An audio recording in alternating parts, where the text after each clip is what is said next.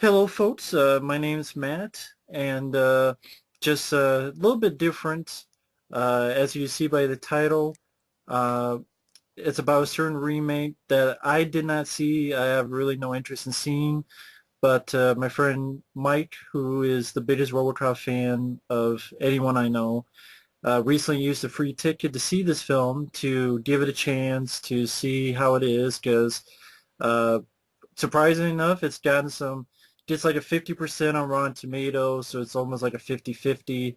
Not that high, but it's not that low compared to other remakes. It gets a 6.7 IMDb. For reference, Robocop 2 gets a 5.6. Um, uh, let's see. I've actually heard people on Facebook say that they enjoyed the film, that they liked it. I know one person said it was better than Robocop 2. I know our friends like Aaron, he thought it was so-so at best. Like not even so-so, it was like eh.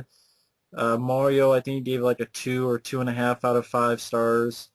I had no interest in it because of the trailers. I have no interest in seeing the film or paying for it. Um, the only way I watch is on a download. Yeah, I know, but whatever. But I don't want to put it to my friend Mike, who just got done, got home. He saw the film. He had a free ticket. He wanted to give it a chance because there's been films we've enjoyed that we were unsure of, like World War Z, Pain and Gain. There have been PG-13 films we've enjoyed, like Taken, Transporter films. There have been remakes we've enjoyed, like the Dawn of the Dead remake. Friday the 13th reboot wasn't that bad.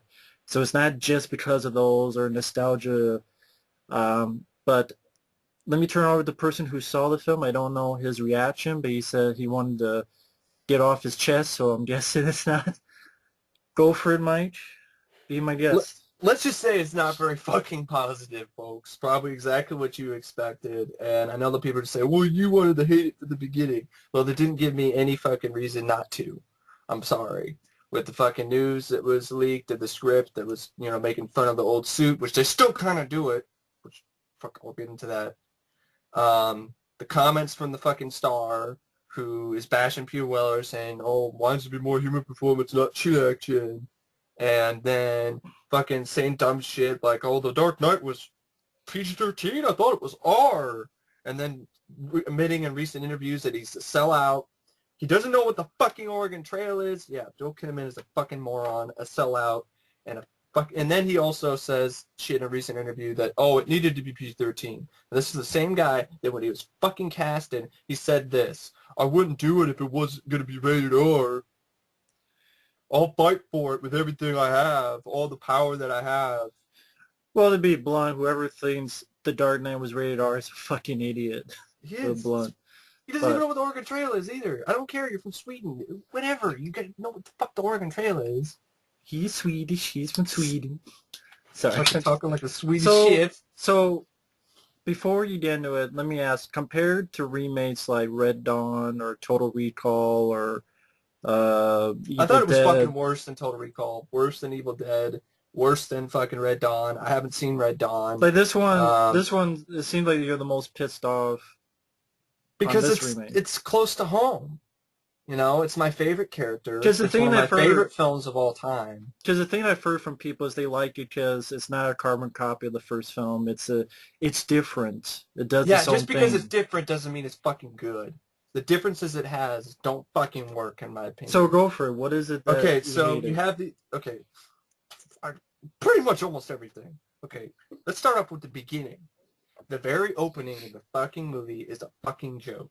Instead of seeing the MGM, you see the MGM logo. Instead of hearing the MGM lion roar, you hear this. Something like that. The fuck is that? That's Sam Jackson warming up his voice for his fucking Novak effect segment that opens the film. So he literally goes, "Ooh," what the Yes. fuck? What the fuck is that? Like he's like, ah, oh, No, he's getting his voice warmed up, stuff that I do like in choir. So he's going wow, like, wow, wah, wow, wipe wah, out, wah, wah, wah, wah, wah. bada bada bada bang bang boom boom. Seriously, that's how the Jesus. fucking movie opens up. Okay. No, I'm pissed because now my eye's starting to fucking twitch. God damn it. Fuck. So okay, Sam Jackson. Makes a fool of himself, I'm guessing. Yes. Yes. And then he goes into that speech about why is America so robophobic? And you're like, I don't fucking overacting, stupid shit. Shows in, you have intercut between these segments of the Novak, I think it's the Novak Effect, the Novak Project. I don't give a fuck because it fucking sucks. I hate those fucking segments. They're trying to be like the media break segments, but they have none of the charm, none of the satire. That I don't get the joke because I don't watch fucking Bill O'Reilly or Fox News. Well, no one gives a fuck about them. So I don't fucking get it. So anyway, he cuts back and forth because he has this touch screen. So he's like touching all these things and CGI land, and he's moving shit around, and he's talking to the audience. And he goes in and he's talking about some freedom, something like Mission Freedom Tehran or some fucking shit or whatever. And it's just some reporter bitch who's going in to Tehran, and you have Jackie or Haley who's going to help her out. And they got these robots walking around looking like straight out of iRobot or, So where's Iron Man? Yeah, exactly. Where's Iron Man when you need him? And so before you get into it, what quick question. I heard it takes a while for Robocop to be in this film. Is that true? Yes. Okay, I just go ahead. A lot of fucking talking. How long is the film? It's an hour and 42 minutes or something, but it felt like 3 hours and 42 fucking minutes for me. And can you guess about how long? Goddamn much. Can you guess about how long it took for RoboCop to be in it? Halfway through? I thought it took more than halfway. That's what I thought. Like an hour? I thought an hour or something like that before he actually did anything. Okay, go ahead. Like actually hit anybody or did anything, but even when he does anything, he doesn't do shit either. So, okay, Sam Jackson does some Fox News. Out of the way. Spoilers throughout this whole thing. I just put spoilers in the title. Okay. All right. So Sam Jackson does this whole thing on the, Freedom Force Terrain. I know that's not it. I don't give a fuck. And this reporter lady, she's getting helped out by Jackie Ray Haley, who sounds like fucking Jeremy Piven in this. Seriously. I don't buy you as a badass if you're sounding like Jeremy fucking Piven. I've heard that this, one thing is it seems like this film doesn't have a strong villain. It doesn't. It doesn't have a strong villain.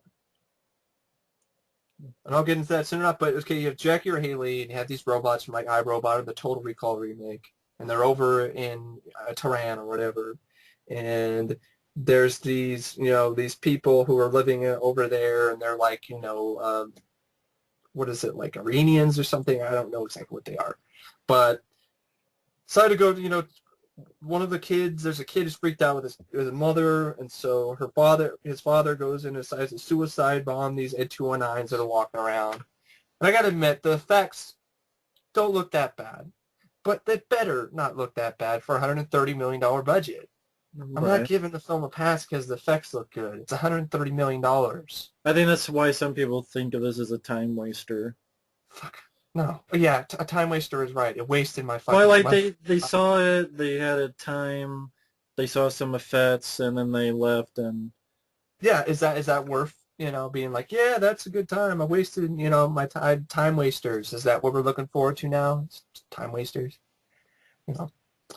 Whatever. We don't want to have classics that we would, buy later and watch over and over again. Well, what would you do if someone goes that you hyped it up too much, that it couldn't reach your high expectations? I never had high expectations to begin with, so I don't understand. I lowered my expectations as low as I could possibly lower them, which is something I usually not do. You know how some people go, why don't you just enjoy it for what it is instead of what it isn't?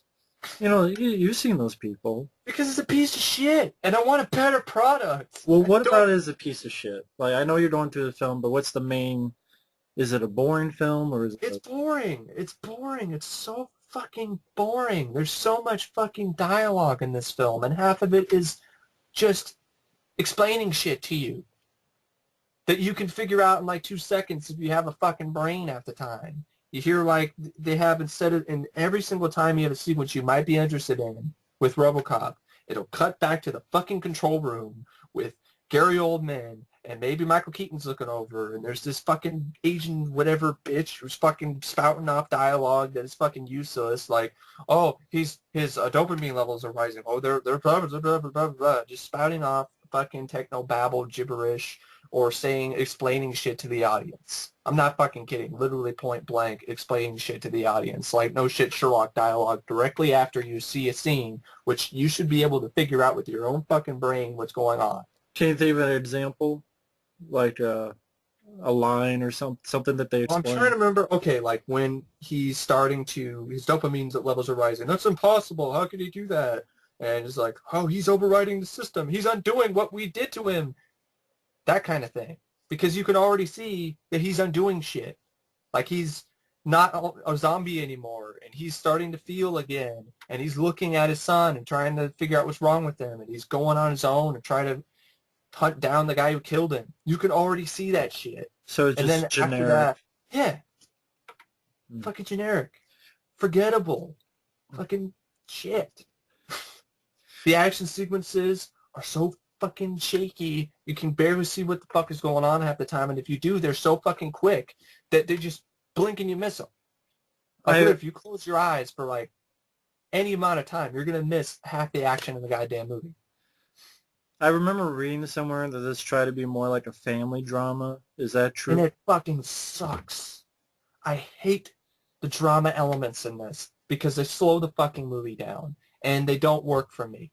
Because I think, personally, the idea of having Murphy already knowing who he is, and then his wife already signing off his body to get put in the suit, and then waiting for him to come home and having a welcome home part, like, oh, welcome home, daddy type, party sort, whatever type sequence.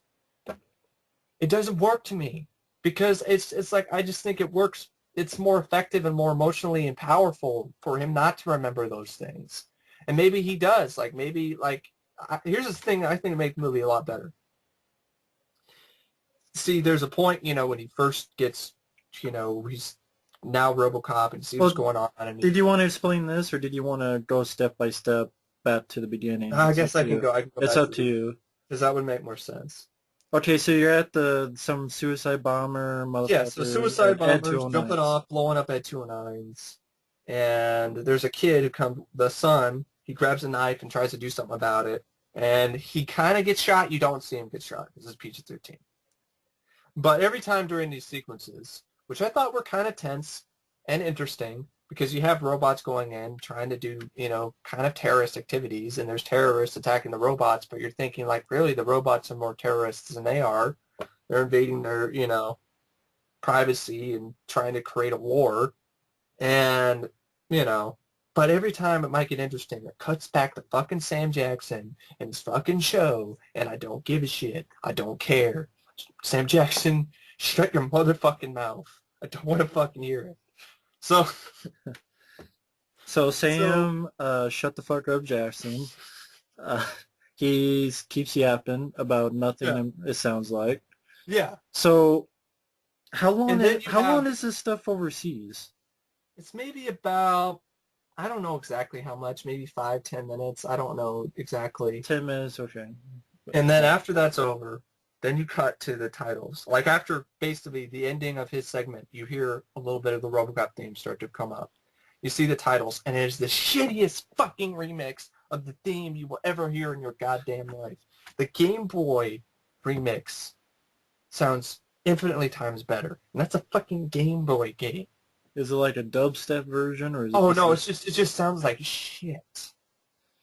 So how often do they use the theme? They use it, this has pissed me off too. You want to know when they use this theme the most? Is during fucking segments with Sam Jackson and his goddamn show. So it's like the theme music of his show? Almost. Or it's just... I don't know. Sometimes you hear it when he first, when after the titles open up and you see Murphy, Joel Kinnaman, walk into his precinct, you hear a little bit of it. But you never hear it again when RoboCop is in action. The only other fucking time you hear it is in segments with fucking Pat Novak. Pat Novak. Or Sam Jackson. So when Sam Jackson's talking, it'll just go... Dun, dun, dun, dun. Or something like that, Dun, dun, dun, dun, dun, dun, or something like that. Okay, that's... What about the rest of the store? Is it... Forgettable. Okay. There's literally a lot of blah moments. Like, So, there's like, if literally, you compare it to, say, like, Robocop 2 this is worse score... than RoboCop 2. I can deal with RoboCop 2. At least the choir shit, the RoboCop was at the end credits. I don't remember ever hearing that in the actual film. I Um, mean, like, the Robocop 2 score, I know some people say, okay, it's not as good that's as better. Apollo That Torres. that at least doesn't sound generic and forgettable as shit. At least, Yeah. I kind of like it. Yeah, I like it. I mean, it's not as good as Pelodorus, No, but it's better. I did hear some of the music on YouTube, and even the stuff Robocop 2's music sounds a lot better than that generic sort of... And they use music in like the emotional scenes, and it sounds like fucking score to like Silent Hill or some shit. It sounds like something I'd hear in a horror film. And did they use any songs, like at the end credits or any, like, Oh, they use songs, and they fucking suck. I don't know if you want to They're get to fucking them okay. later Ugh. or now, or it's I guess I could get to them now. Okay, the songs that they fucking use. sure. And when you first see RoboCop in training, they're testing him out. Not the stuff with the black suit. When he's like in the gray suit, first doing preliminary training and shit. After, fucking Jackie Haley, who, Jeremy Piven, says, calls him a Tin Man. Yeah, that's one of the references. And you also hear, you can't buy this type of technology for $1. I'm like, are you fucking kidding me? You gonna throw away that line like that? The screenwriter does not understand the fucking context of that line. It was a joke. The only time I buy that for $1 is used is in sequences like where, hey, yeah, you actually would buy that for $1. It's just a throwaway line, like whatever, fuck it, Just there to, hey guys, look, it's RoboCop. That's what Very pissed me fun. off. It's like, hey, fans of the original movie, here's the line for the original movie. Hey, you like us now? No, I don't, because you fucking didn't try. So what songs did they use? Like I literally was steaming. I wanted to tear the goddamn screen down and just yell, no more, at the top of my lungs. and Like piss that on fucking it. scene. And Alien Warrior. Because because he says Tin Man, while he's doing the training, you hear, because fucking Jackie Haley starts playing this music. I like music while I work. Starts playing, If I Only Had a Heart. I'm not kidding. What? Yes! Wizard of Oz music? Yes! Yes! Okay, is this like the actual Wizard of Oz music? Like Yes! If I Only Had a Heart. like the Tin Man saying? Yeah. And what is he training? Like, what's his training scene about? Is he shooting something? Is he... Yeah, he's just shooting like robots and stuff, or like trying to save a hostage or some shit. Oh my god. Wizard of Oz. Alright. Yeah. What other music? Literally, I was like jaw dropping, like, are you fucking The Wizard of Oz music, that... Yeah! What the fuck? Jesus Christ. Okay, what other fucking music are they using? Okay, when he's doing the training scene, what you saw clips of, Yeah. it's a classic rock song. I don't know what the name of it is. The guitar riff sounds good, but then you hear this shit that does not fucking work. Like he's supposed to be a badass shooting robots, and you hear,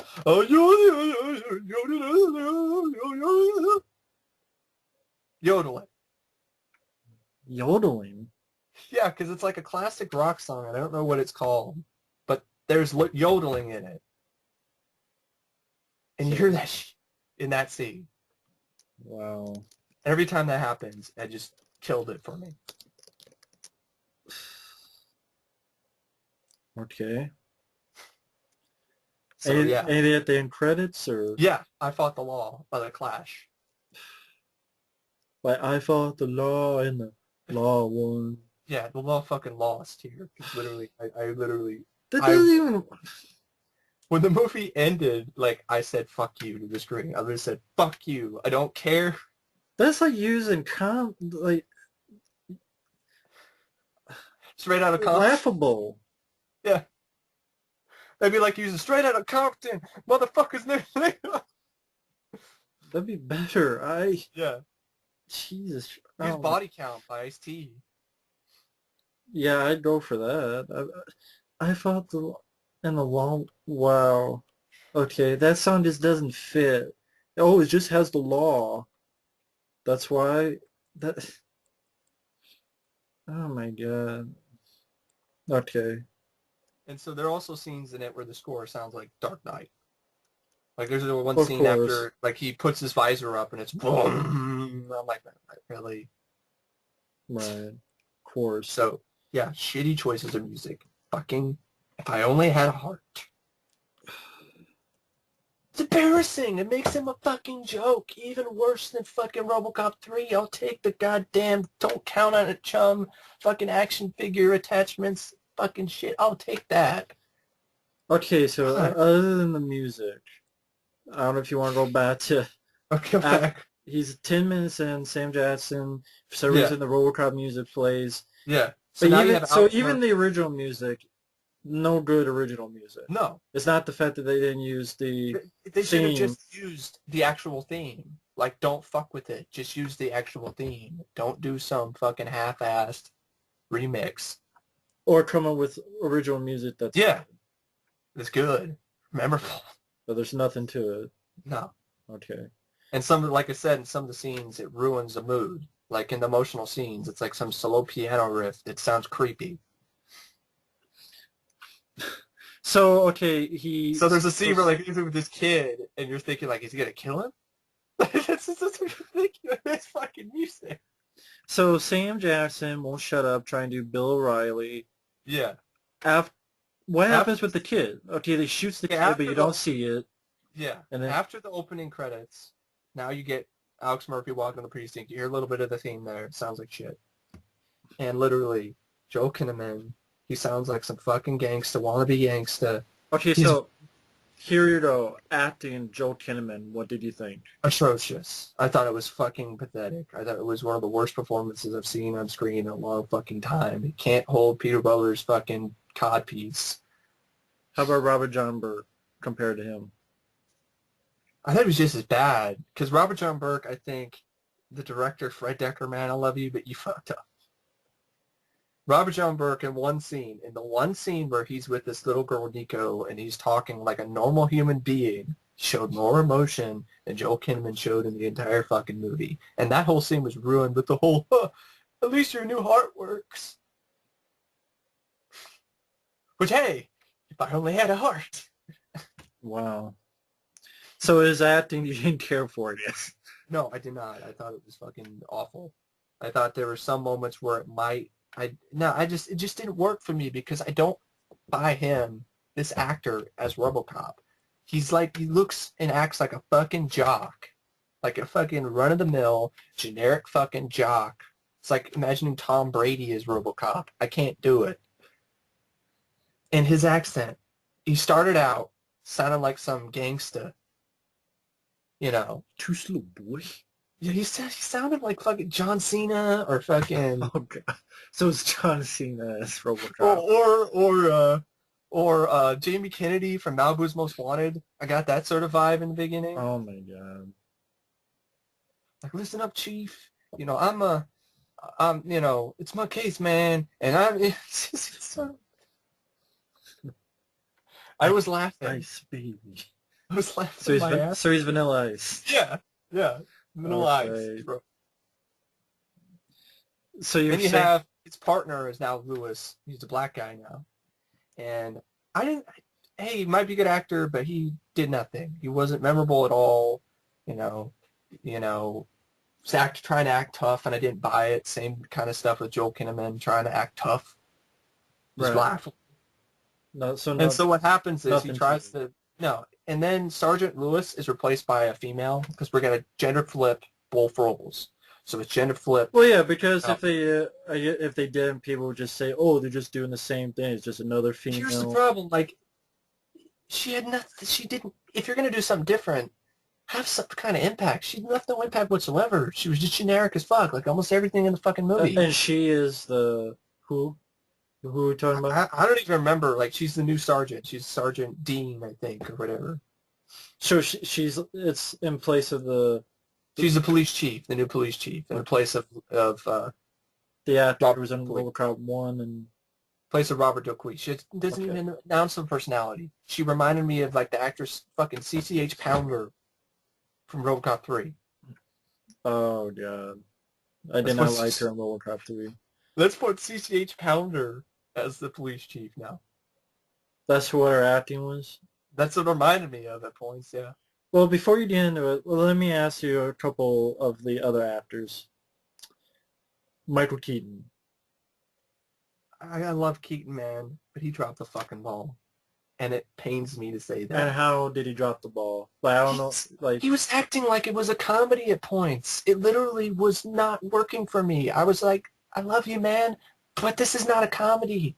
is he acting like Beetlejuice or something? Yes, at points he did. Oh, Like the God. scene where he's trying to talk to Gary Oldman to talk about like, gotta put him in the man in the machine. Just do it. I don't care. Just do it. It's just like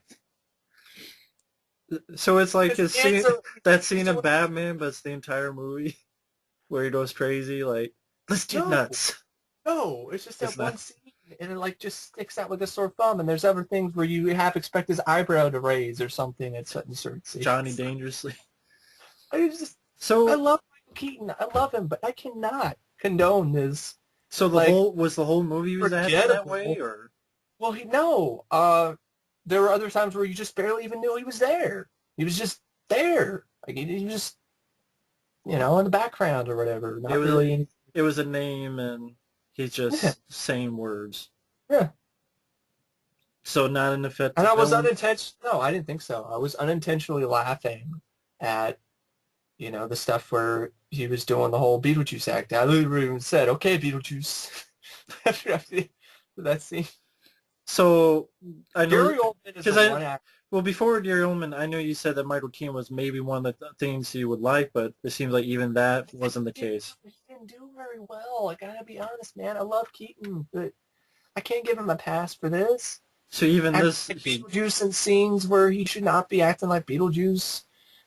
A villain that probably due to poor writing isn't really that good because it just all of a sudden, oh, he's the bad guy now. right? That's predictable. And there was a scene where he was acting and he was telling, I could shoot the kid or your wife. I could do that. No problem. That was okay. I got to be honest in that scene. So it was no desperate measures. Oh, hell no. No Peter McCabe. No. So, okay, you're saying Gary Oldman. He was good, but he didn't have much to do. Like, he was just the kind of, I don't know, kind of a version of Dr. Lazarus in a way from RoboCop 3. Like he has feelings for RoboCop, whatever. Not in that way. Well, it's like sort of Commissioner Gordon to Batman. Yeah, in a way, yeah. But he's kind of wasted at points though because he doesn't leave a lot of an impact. Because there's scenes where he's just there to spout fucking technobabble gibberish. Sounds like in the control room and say like, oh, he's going over here. And, oh, this is how this works. And you can see here his blah, blah, blah, blah, blah reflex is really good. Blah, blah, blah. And I'm like, I don't give a shit. Like, so every time. It sounds like he's just there for exposition. He is. Pretty much. See, so it's almost like Sam Neill in Escape Plan. Just yeah. But so he's just there for exposition, not really much of a... He's not terrible. Like, he didn't have moments where I was like, almost like I was shaking my head like Keaton and the whole like, you gotta, and I'm like, it's just like, man, I love you, Keaton, but this is not the right type of... So he's either over the top or poor writing. Subdued. Yeah, or written poorly and have barely nothing to do. So, okay, getting back, he's trying to be like a thug for life or whatever, yes. I guess, or whatever. So, okay, what happens? So he and his partner go in and try to go after the bad guy, who is Antoine Bailon, who I don't know who the actor is. I can't. Just a bad guy, okay. Just a bad guy. He's no Clarence Boddicker. Can't even touch Clarence Boddicker. Can't touch Kane. Right. It's not like he was the most charismatic, performance either that Tom Noonan gave. But he has more personality than this fucking guy. This guy was a fucking face. Just generic, in one ear, out the other. He looked like a combination of Fisher Stevens and Dennis Leary to me. Dennis Leary. Did they say what this guy did? Yeah, he was like running the criminal gang, whatever stuff, and you know, Murphy and his partner Michael K. Williams, I think, or Michael. No, not what's his name? I don't. Whatever. Like you should know. It's like none of these people were really that. I'll look it up. Yeah, look up the Valiant guy, the bad guy, and I think it's Michael K. Williams is his partner. I didn't buy him. I just thought he was doing the wannabe tough guy, acting tough. And then I'm black and I'm tough. Patrick Darrow as Antoine Vallon. Forgettable as fuck. Compared to Clarence Boddicker, who was a catchphrase machine. You loved him. You loved seeing him on screen. Well, right there, people would be like, you can't compare it to the original. Oh, fuck that. Be better. Fuck that shit. Because don't call it fucking Robocop. Don't have... Well, they don't... Well, this is a shitty franchise because it's only had 1 or 2 good movies, but it's had so many bad ones, and that's why they give this a pass. That's the reason why you don't do it again. Well, they say that's why it needs a reboot because there's been so many bad stuff. Well, it's because, hey, maybe you should learn from that there were a lot of bad things afterwards. Because you know what happened? You tried to pacify the character. You took away its fucking balls. You made it PG-13. You tried to sell it to kids, which were about half the people in this empty-as-fuck theater that I saw it at 7 o'clock at night at an Imax screening. And I did not actually pay it for free. I had to pay $6 extra to see it on IMAX. Oh, wow, okay. So... there you go. So you have 7 o'clock showing on Friday night. That was a waste of Valentine's Day. And not even 20 people were in the theater. Well, I know they say that's because of bad weather, but I guess not where you're at. It's not bad weather at all where I'm at. Snow melted a long time ago. They didn't give a fuck. No. But you were saying about how, you know... You just pacify the character, you take away his balls. He didn't have balls to begin with, but spiritually or thematically, whatever, RoboCop was a badass in the first 2 films. Shot people, fucking torrents of blood, poured out people's, orifices. Well, that's where they go. It's not just about blood. I understand it's not just about blood because this movie has gore, but it doesn't have any impact. It's just, it's gory and bloody and disgusting for just the sake of, hey, look, we can be bloody. We can be gory. Look, you're looking at his lungs and his brain. We're doing brain surgery. Yeah, what do you mean by gory? How is this film gory? If it's PG-13. When you first get showed, when you see what's left of Murphy, which I laughed my ass off at this scene. I had to cover my mouth to stop. I didn't want to distract anybody because I literally was... Everyone in the empty theater. I was busting a gut. Seriously. So you see, this is where you get to see what's left of him. And just lungs and like a case and like a neck, with his head and a hand for some fucking reason. Just a hand. Is it connected to anything? No. But yeah, it works. There's like a black round circle around it. I was like, and what made me crack up was his reaction. He's all like, "Holy Christ! Holy Christ!" That's what he says? Yes. Did it look bad, or did it look... No, the effects, it was practical, I thought. I thought it looked actually really good. But the approach didn't work. Because as soon as he's like, "Holy Christ! Holy Christ!" So his acting threw it off. His acting was horrible. And I'm like, holy Christ. So, I know I'm jumping all over the place, but did they ever explain the hand? Why is... No. I mean, I heard that there was, maybe that wasn't real. No, I mean that it was for fingerprints. Yeah, so like Judge Dredd? I mean, fingerprints to identify who he is. Yeah, so like the 1995 film. Where but that's not in the film, right? No. None of that. So it's just him. He just happens to have a hand. Yeah. Just because that someone could shoot it off. Yeah. Shoot his finger. But does he actually shoot with that, or does he shoot with the other hand, the metal hand? It alternates every now and then. But anyway, it doesn't matter. But I just found it weird. It's like, okay, he has a human hand. And... There's no fucking reason. Like, I'll say, like Morton did. Of course, we changed it from Morton to Norton. Right. In this film. Like Morton said, Miguel Ferrer said in the first film. Well, isn't it like Omnicorp? He's like, lose the fucking arm. I thought it said total potty prosthesis. Lose the fucking hand. But isn't this not even Omni? No, No, yeah, it's OmniCorp, not Omni Consumer Products. The idea is because they don't want to be the exact same, and again, that's why some It's people just are fucking okay because it's bullshit. It's not like just different. half-assed, not the same. It's like we're just different because we changed a few things around. Right. But Well, thematically, it's almost the same film, but it just has none of the impact the original had. did you feel the PG-13 in this? Oh, I did. I totally did. Right. There's even lines that are bleeped out near the end with another Novak segment, which the film ends with. Oh, great. Okay, so he's looking for this Valium or Valium. He's looking for Prince Valium. or He's Valiant going looking for Valiant. Antoine Tutti Frutti Valiant. He didn't even sound like he was French. Like he has a French name, but like I don't know. Okay, well He was he's so forgettable. he's So running this crime thing he goes after him, by himself, and or is he? no, he goes with his partner, and they find out that there's some guy, and they go in and try to interrogate this guy, and he says, "I'm not a cop. I work for Valiant or whatever." And I hate that scene was so lame for me because you have Joel Kinnaman trying to act like a badass, but like, come on, you better tell me. And I'm like, God, fucking Wigger over here.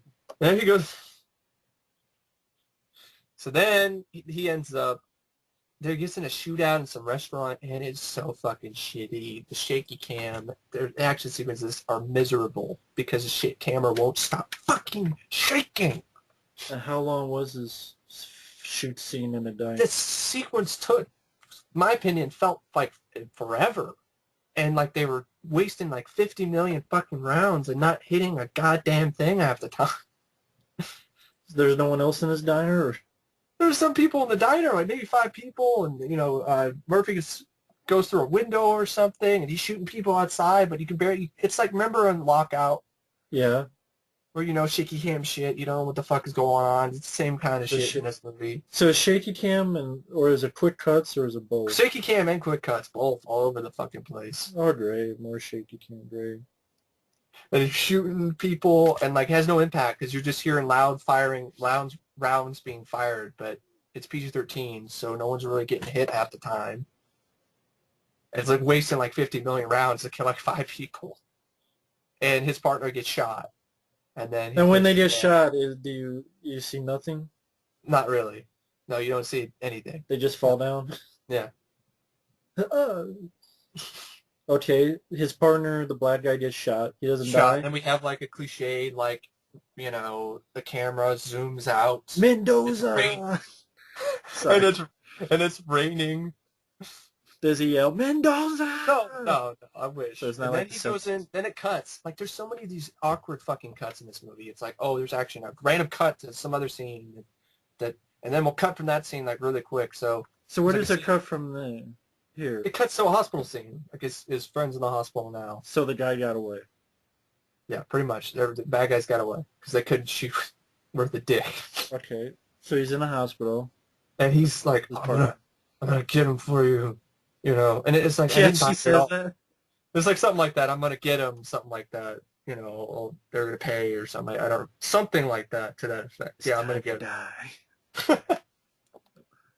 See, that'd be if it was at Norris, but I didn't buy it because I don't buy Joel Kinnaman kicking anybody's ass. Like, I really wish Carl Urban, even though he'd be in a shitty PG-13 movie, I could buy him kicking somebody's ass. Well, he already did that Robocop. It's called Dread. Yeah, and I'd rather watch that fucking movie. I wish I was watching it. Of course. I mean, that... In the scenes where Robocop is riding around on the motorcycle, I was like, Dread. I just wish I was watching Dread right now. Or Robocop 2, where he did a better motorcycle. Fucking Harley. So, okay, so he says, I'll go get him. And is that all at the hospital? Yeah. Okay, so it was nothing. I just show, hey, the black guy didn't die at once. But, so where does he go at the hospital? No, actually, he says shit like, he's like, it's like, oh, I knew you weren't. Oh, you weren't asleep, you asshole. What? Yeah, something like that. Sleep. Yeah, because he thinks like he was asleep, you know, at the hospital, but that like he moves his eyes or whatever. Oh, okay. So Like even right from the get-go, you don't like Alex Murphy because in the beginning, in the scenes with the police precinct, he acts like a douchebag. oh, great. That's good to know. Yeah. So at the hospital, what happened? So he cut from the hospital and goes back home. And Is that where you're just the wife and the kid and yeah, you're too slow, boy? And yeah, cringe-inducing stuff. You're too slow, boy. so this is the family drama that people talk about. It Yeah. doesn't And then he work. goes in, and you wanna see. This is how you know that they're in love. They make out. They go upstairs. Right. You know, takes off his shirt. You know, and you got to show her bra. You know, and they do kind of PG-13 sex, and then the car alarm goes off, and he's like, "Oh wait, baby, I gotta go. Car alarm, but honey, yeah, it's gonna wake the kid up. I gotta go." It's like, Okay, this is where it gets blown up then. pretty much, yeah. Yeah, see, it's pretty. But people were laughing at that scene though in the theater with the whole like, "Oh, the car alarm, I gotta go." And I felt no chemistry with these two at all. Mm-hmm. It's like they just first introduced them and like we're loving husband and wife, and I just didn't. And I'm like, the original film, it didn't have to show scenes like, oh, this is why they're in love because they're making out. Yeah, I guess here they're trying to establish a connection for later of this is the woman he loves and this is the son he You has. can do that with more interesting ways, like the original film did, where it kept your interest. It didn't show dramatic fucking scenes. It had more weight and emotion in the scene where he's visiting his old home and just having random flashbacks. But you You could don't have, have to. like you could have a scene where he visits his grave that Yeah. they didn't have or something. No, they didn't do that. But it's like, hey, Because he let doesn't even. me suck your titties. Yeah. Oh Uh, shit! The car alarm's going off. We can't wake up the kid. I'm like, oh, you're moaning and groaning. Won't wake him up anyway. so he goes to and he blows himself up. Yeah. How's Which has that been scene? packed. It's fucking like what you saw in the trailer. PG-13 shit. Oh, boom.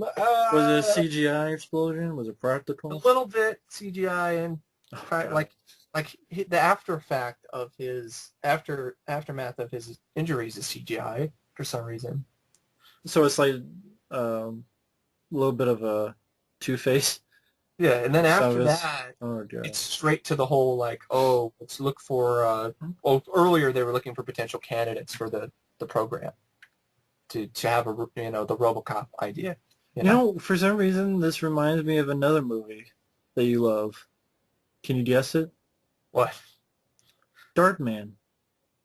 He blows up, Yes. and then he's burned. I did think of that at a moment. But well, I wonder which did it better. That's two movies you love, two of your favorites.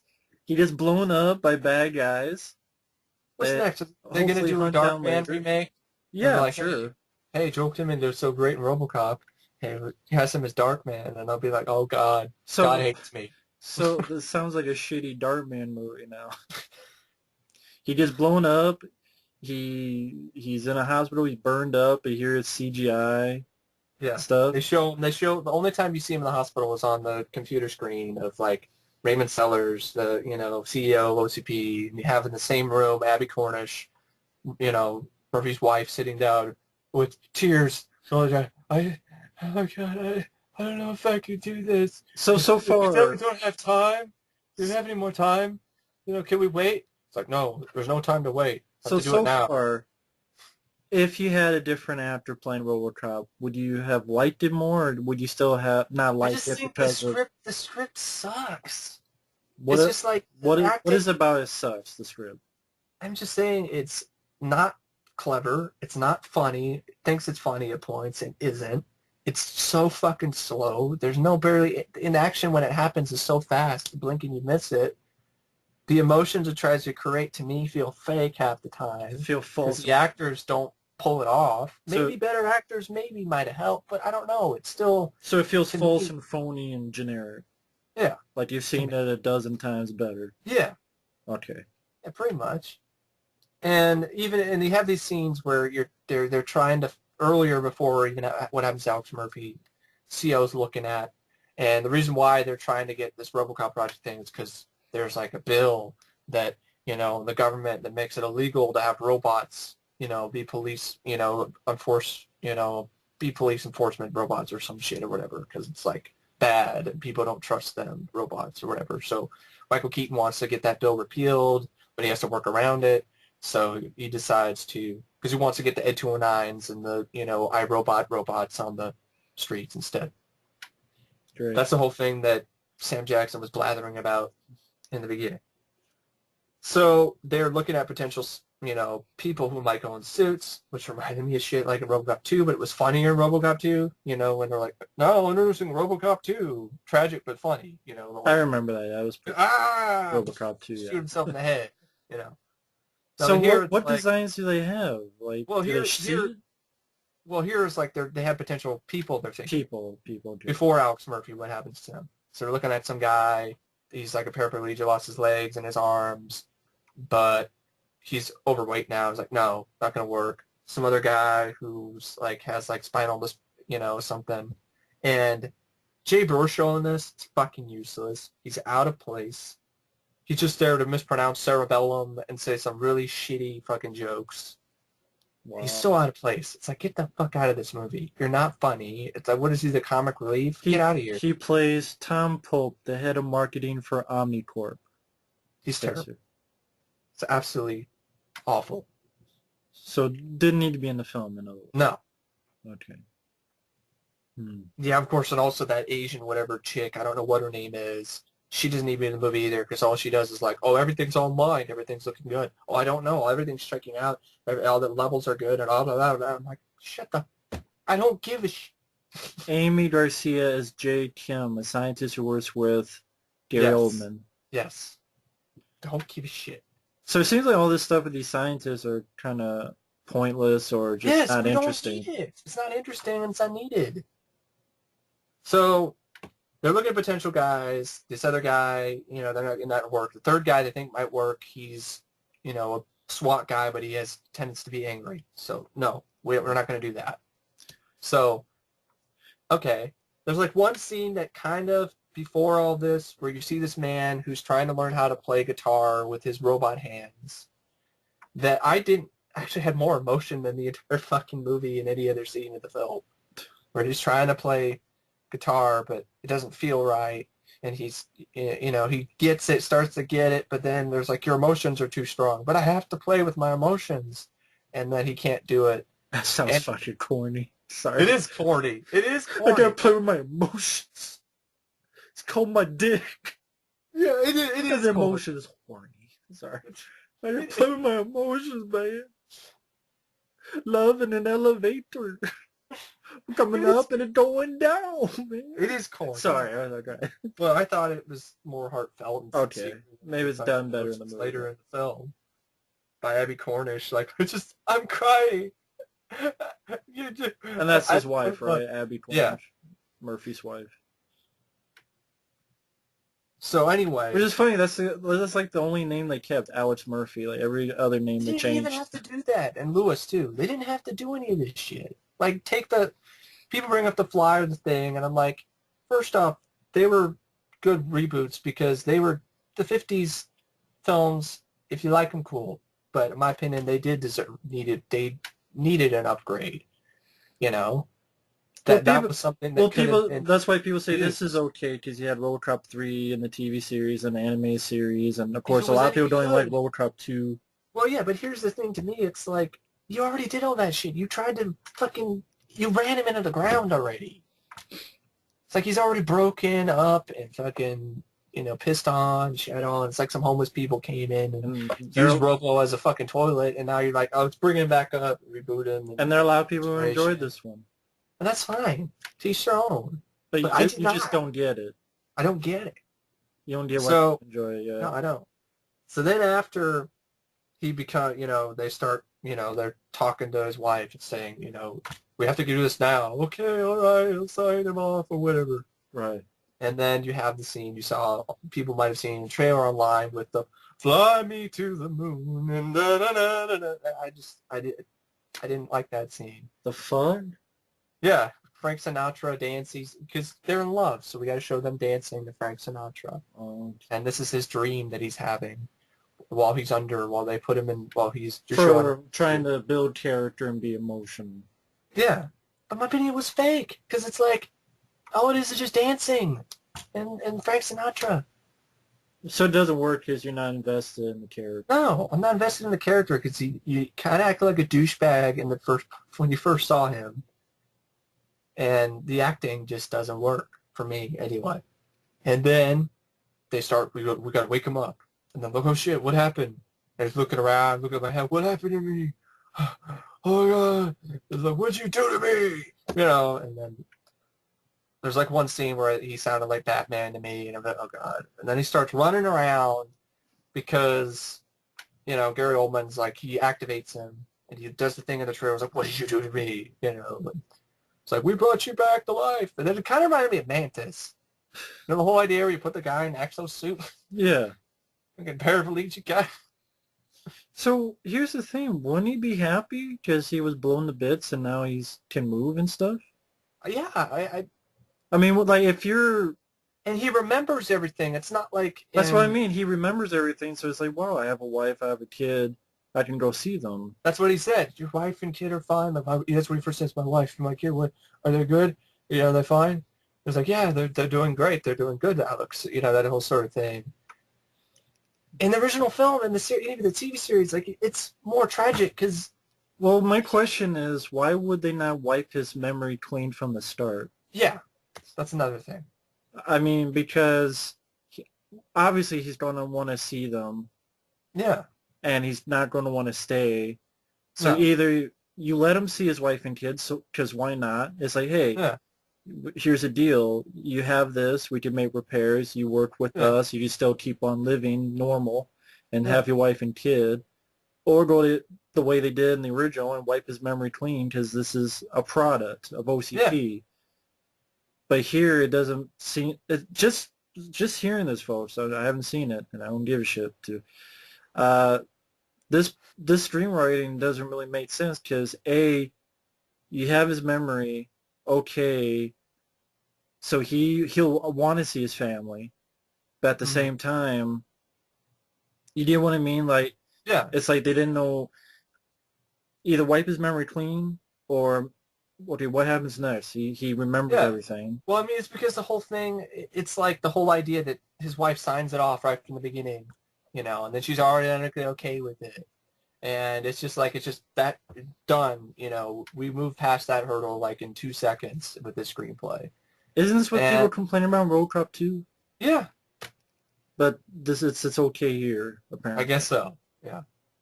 And so he has his memories. He knows all this stuff, which doesn't make any sense. Like, because it actually affects his efficiency later when they're trying to put him out to the world. Yeah. Like he's having a seizure and shit and like having flashbacks to his murder.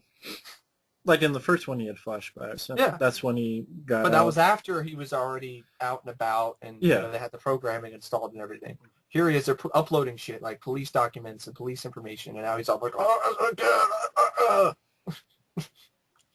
So is this... So it's like why? Why would you go through that trouble? Like, it makes more sense from an actual logical sense to wipe his memory, like you're saying. It really does. So is this where we're getting into the training? Or yeah, pretty much. You know, then you have the scenes where it's, show me what I look like, whatever. He has a scene with a video. He shows him what it looks like. This is all that's left of you. It's like, holy Christ.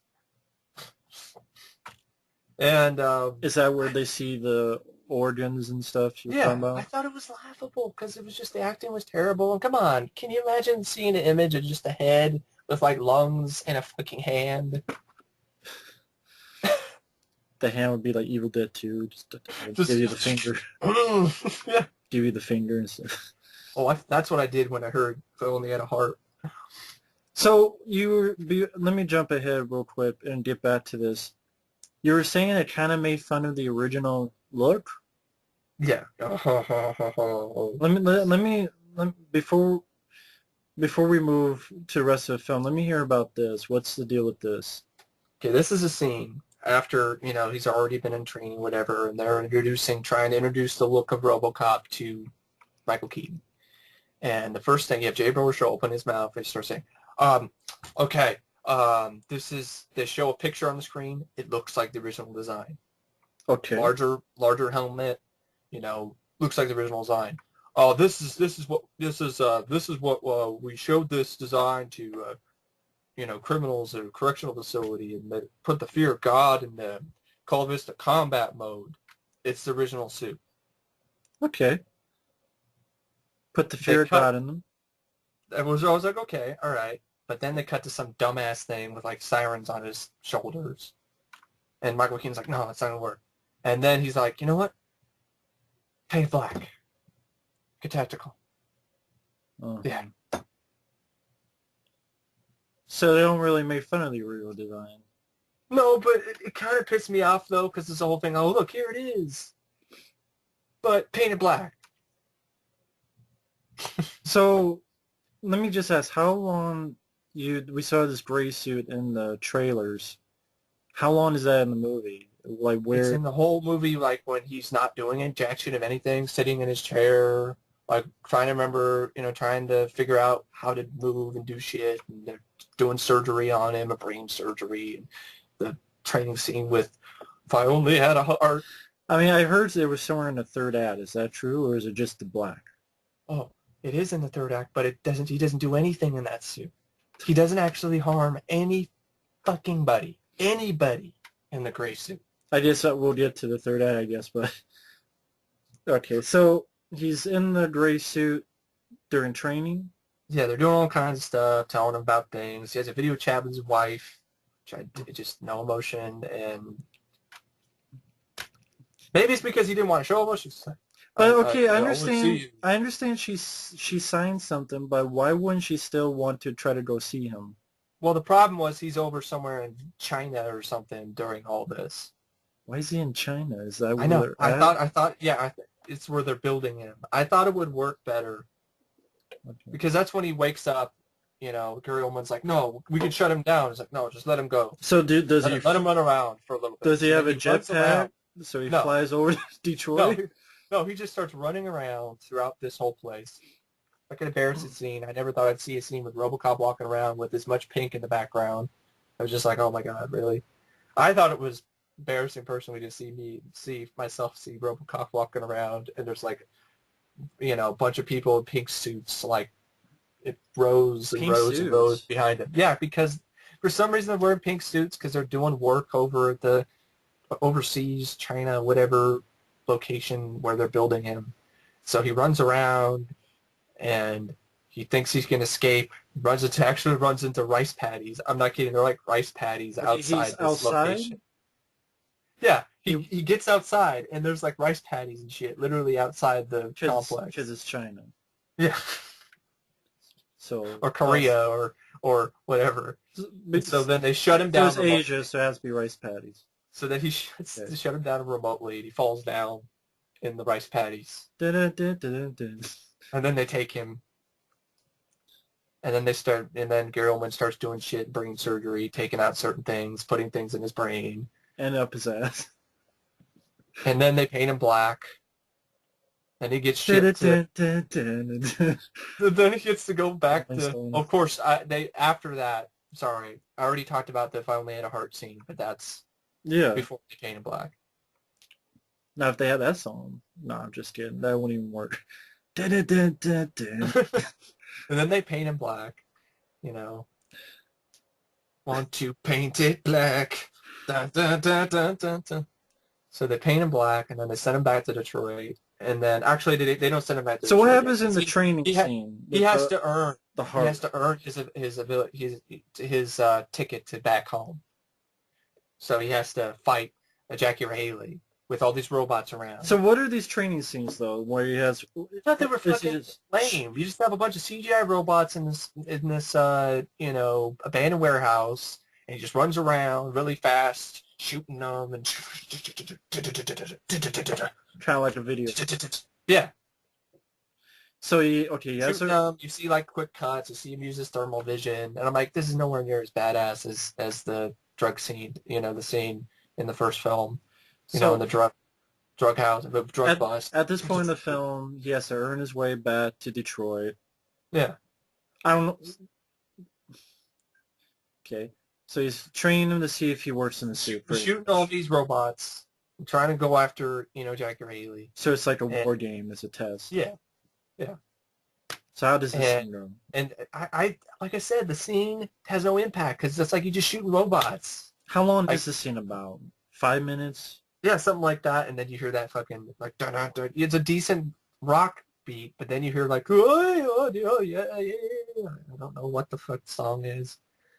Maybe it's in the IMDb in the song credits or something. You try what? But it just pissed me off to hear that shit. And I just got done hearing If I Only Had a Heart. That was bad enough. And they hear like, decent rock beat, and then they hear that fucking yodeling shit. It was just too much. So shooting pretty much just faceless drones. Yeah, Not really exciting? not really. I didn't think so, because it's just faceless drones. Like, what the fuck where's the suspense? There's no suspense here. It's just like, oh, look at him. He's badass shooting all these robots. Like, not really. Run around, shaky cam, you know, shitty choice of music. Mhm.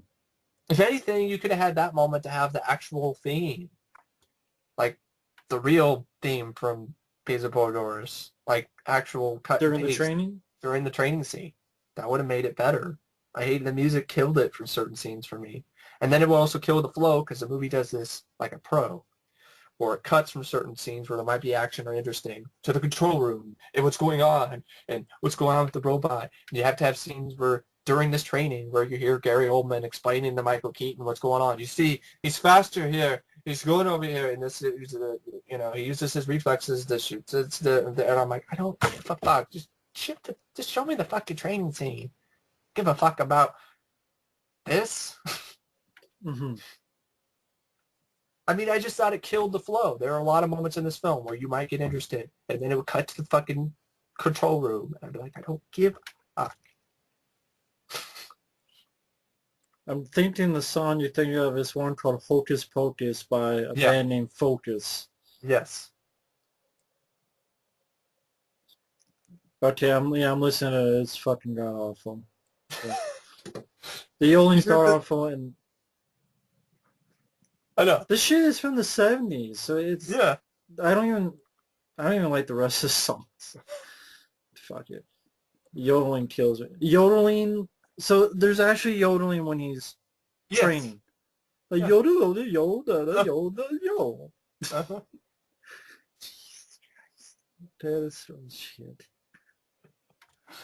Okay, so he's training. I guess he wins. Oh, he does, of course. What happened, Jackie or Haley? What does he do? He shoots them with a taser or whatever in the chest. It's like, Taser. I wonder what would happen if I shot you in the chest with their exoskeleton with a taser with a bunch of bolts.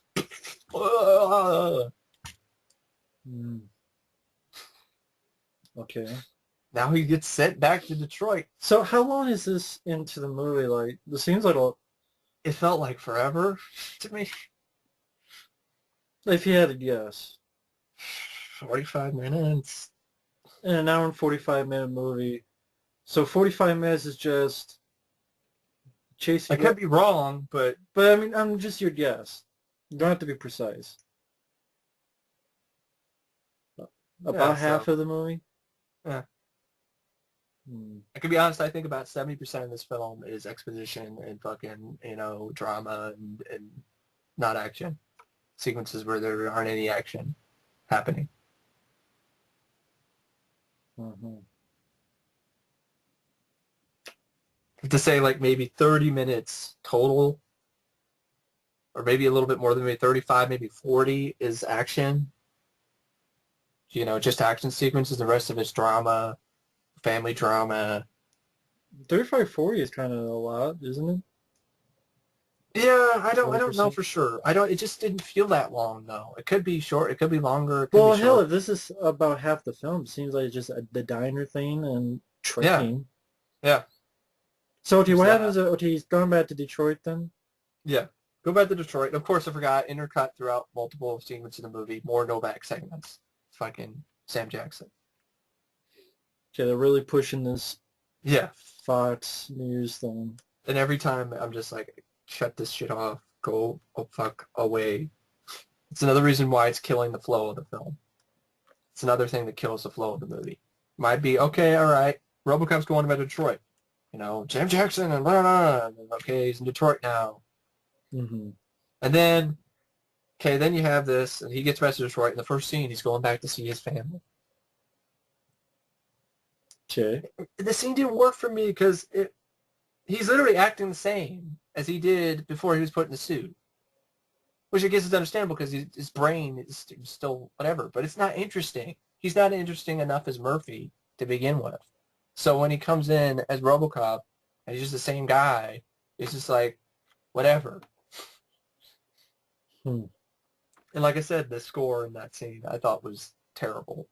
Slow piano, like, do, do, do, do, do. I don't know, it's like, ding, ding, ding, ding, ding, ding, or something like that. It was like really slow piano. It sounded creepy to me. So they let him see his family. Yes. Okay. After forever. And, you know, so come see your dad, you know, listen to your dad or whatever, like, you know, how you doing or whatever. It's like, I taped all the Red Wings games for you. Oh, thanks. Thank you. Well, while I'm watching with you or whatever. So come on, touch it. You know, touch, you know, that's sort of the things he says. Like, come on, touch it or whatever. Like, you know, touch the metal or whatever. You can feel it or whatever. I just thought, like, was like, what? So it's trying to build like, That's like one of the first things you show the kid with the son. It's like, come on. Oh. like touch it, you know, it's all right. It's not, Yeah. it won't hurt you type of thing. Yeah. And like when he first shows up, it's, you know, his wife holds him and gives him a hug and cries or whatever. And then, to be honest, her character is very underdeveloped. It's just a lot of crying and, oh, what are you doing with I want to see my husband, Right. that kind of thing. And so you have that scene, which it didn't leave any impact to me. You know, it really didn't. I think maybe a better score would help a lot because it just gave me the wrong vibe. So after that, then he gets, doesn't he go show up to the police station, talks to his, he talks to his partner, we're going to go get the guy or whatever. He's like, yeah, all right, you know, whatever, something like that. And gets on his motorcycle, drives around. And So for that, so they've just let him go to do whatever he wants. I'm trying to remember correctly. Fuck. That's kind of weird that they just let him go do what. That's probably not what happened. I might be a blur here. I don't know if maybe Wow. Does. And when did you just see this film? Literally at like 7 o'clock. And it's what now? It's like 11. So 4 hours you already forgot. Wow, this is a great movie. It's a really memorable movie. Yeah. And this is a guy who remembers a lot of stuff, so it's not like that. 4 hours later and he forgot the movie. And his name is OCPcommunications, so it shows just how great this movie is. Wow, this is a very solid sounding movie so far. Yeah, so Sounds like a classic. So I don't know. I'm trying to remember the exact order of those scenes, like what happens. Well, what's the general, like, what are some stuff that happens? Okay. Do we see some stuff of him doing? Yeah, he goes on the motorcycle and he starts trying to hunt down, you know, this one guy or whatever that was in his databanks or whatever, some shit. And he goes and drives in a motorcycle into a drug bust, which is like really, it kind of reminded me of, oh, look, it's a drug bust scene like the first movie, but it's PG-13, and just drives in with a motorcycle. Driving in the motorcycle, shooting people. Is this RoboCop or is it Street Hawk? So when he shoots people, how is it? Oh, come on, it's shaky cam, fucking quick cut editing. The guy that he eventually catches, like the guy's pulling a grenade, some fat black guy, and he gets, you know, dropped by RoboCop with a taser because he likes to taser a lot of people in this. Right. Yeah. Taser. PG-13. Yeah. And so the only way the other guy, black fat guy, dies is because his grenade goes off, and then RoboCop walks away. And there's like, oh, it's badass. And I'm like, no, it's not. It's lame. So there's nothing to this action scene. No, to me there was nothing. Okay. forgettable. So does he find anything after this whole thing? Well, Like, no, he was just arresting that guy because it was, one of the people that was on his database or whatever. And so then he ends up going around, and I remember correctly, since he did this and he's taking over crime and he's being a little bit too violent, out of control, they decide to, OCP and company want to do something about it. Of course, before that, he had this comfortable scene where Jay Burchell is sitting with the Omniconsumer guys, and they're looking at how successful he is. And Jay Burchell's like, man, he's a hit, a big stinking hit. I'm like, a big stinking hit? No, this movie's a piece of shit. Big stinking pile of shit. So then after that... Sounds like it. Yes, that's that fucking scene. He does some more things with police work, whatever. It doesn't, who gives a shit. Like, he says, like, thank you for cooperation on one scene. It just sounds... Save a cat from a tree? No. But it sounds really just thrown in there. Thank you for cooperation. Sounds like he's doing a whole lot of nothing. Yeah. If you can't remember it. No, I can't. He's driving around his motorcycle looking like cool. Like, that's it. So what's the next what happens thing? Is they're going to bail him to Detroit. And what the problem is, that's when they're uploading the police database stuff. Okay, now I think I might have gotten it backwards. Okay, I think that happens afterwards. They don't let him go right away, but they have to do something because they have to show that he works in the field. So just backwards. It's like I don't remember the flow or this because it didn't have a good flow to begin with. It's not a very good movie. Like I think Wikipedia has like a synopsis or some shit. Fuck it, whatever. So, great classic movie. It sounds just like I thought that you would forget it. It's a movie that people would watch and forget either a day or a weekend later. And they spent $130 million on this. Yeah. So he ends up, after sequences, I don't remember the certain order of, there's definitely one scene where he's getting stuff uploaded, police stuff, information. And he starts having flashbacks to the car bombing. And he's starting having a seizure, and his eyes are going, whoa, he's freaking out. And what basically Gary Oldman does is he turns down his dopamine levels to nothing. So now he's a zombie. So then they send him out to the people of Detroit, on a news, whatever conference thing. And he's just looking at people like they're non-threats, kind of like the robots in the beginning of the film. Right. Walks by his wife and kid and doesn't even say hi or anything. And then he stops some guy. He finds some guy in the crowd who's a criminal. This guy named something Thomas King. And he was like, escaped from he's a murderer, and, all kinds of bad stuff. And he just comes as Thomas King, you're under arrest. He just scans the audience and finds him. And then he shoots him with a taser. And then after that, there's a Novak segment.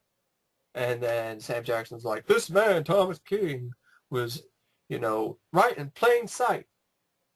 And he had two of Detroit's finest behind him. And I'm like, our police are really that fucking stupid to literally be standing 2 feet away from a criminal who's been on the wanted list for like 6 years. And he's just going to stand there in the middle of a crowd 2 feet away from them, and they're not going to... I don't know. I think that gives police, a bad name, makes them look really incompetent. Maybe that's the point. I don't know. Plus he tases him. It's like, there's no impact. It's like... Well, people will go, well, he's a cop. He's not just going to kill people. I understand that. But there's another problem with this movie. Detroit looks like fucking Metropolis before it got destroyed by Superman and Zod. So it's like pristine and beautiful and shiny, and there's a scene where Michael Keaton says, "Oh, it's such a peaceful city now." Because it's different. There's no fucking difference. Literally, you would not think that it was a crime zone. I mean, because it's different from the original. There's no fucking point to that because it makes sense to make it like a crime zone because Detroit is bankrupt right now. It's like make it topical. They're in deep shit. Yeah, making it look like fucking, Delta City, or Mega City Or 1, Gotham but City or and without, Batman '89. well, not like that. Okay. But making it look like that would be a little bit more acceptable than fucking making Even it look like. Gotham City and Batman '89 was more crime-ridden than this sounds like. That's what I'm saying. It is. This doesn't look crime-ridden at all. It just looks like a beautiful city. Like Demolition Man. Demolition Man, St. Angeles. So, I mean, they dropped the ball there. Detroit is a hellhole right now. It's perfect. It's topical. It's the reason why the original film still works today.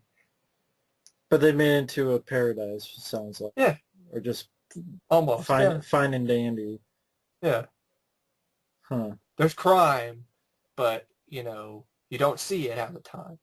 You barely see it happen at all until RoboCop comes in and stops somebody. Right. Riding around on his Kawasaki, whatever, fucking motorcycle. The movie just sounds fucking dull. Just It hearing is. about it. It is. Sounds Now like the he's- Red Dawn remake. Just fucking dull and boring Yeah. and nothing. Yeah, there's pretty much nothing. Nothing. This. 2014. Coming now to a theater near you. Nothing, cop. RoboBukkake. So he goes. So now It's he's not RoboCop. It's RoboBukkake. It's Robocock. Yeah. RoboBukkake. So now he's a zombie now. So he's kind of like RoboCop. Before he got his memories back. Before he became Murphy. Now Right. acting like that, saying fringe-inducing lines like "Have a good day."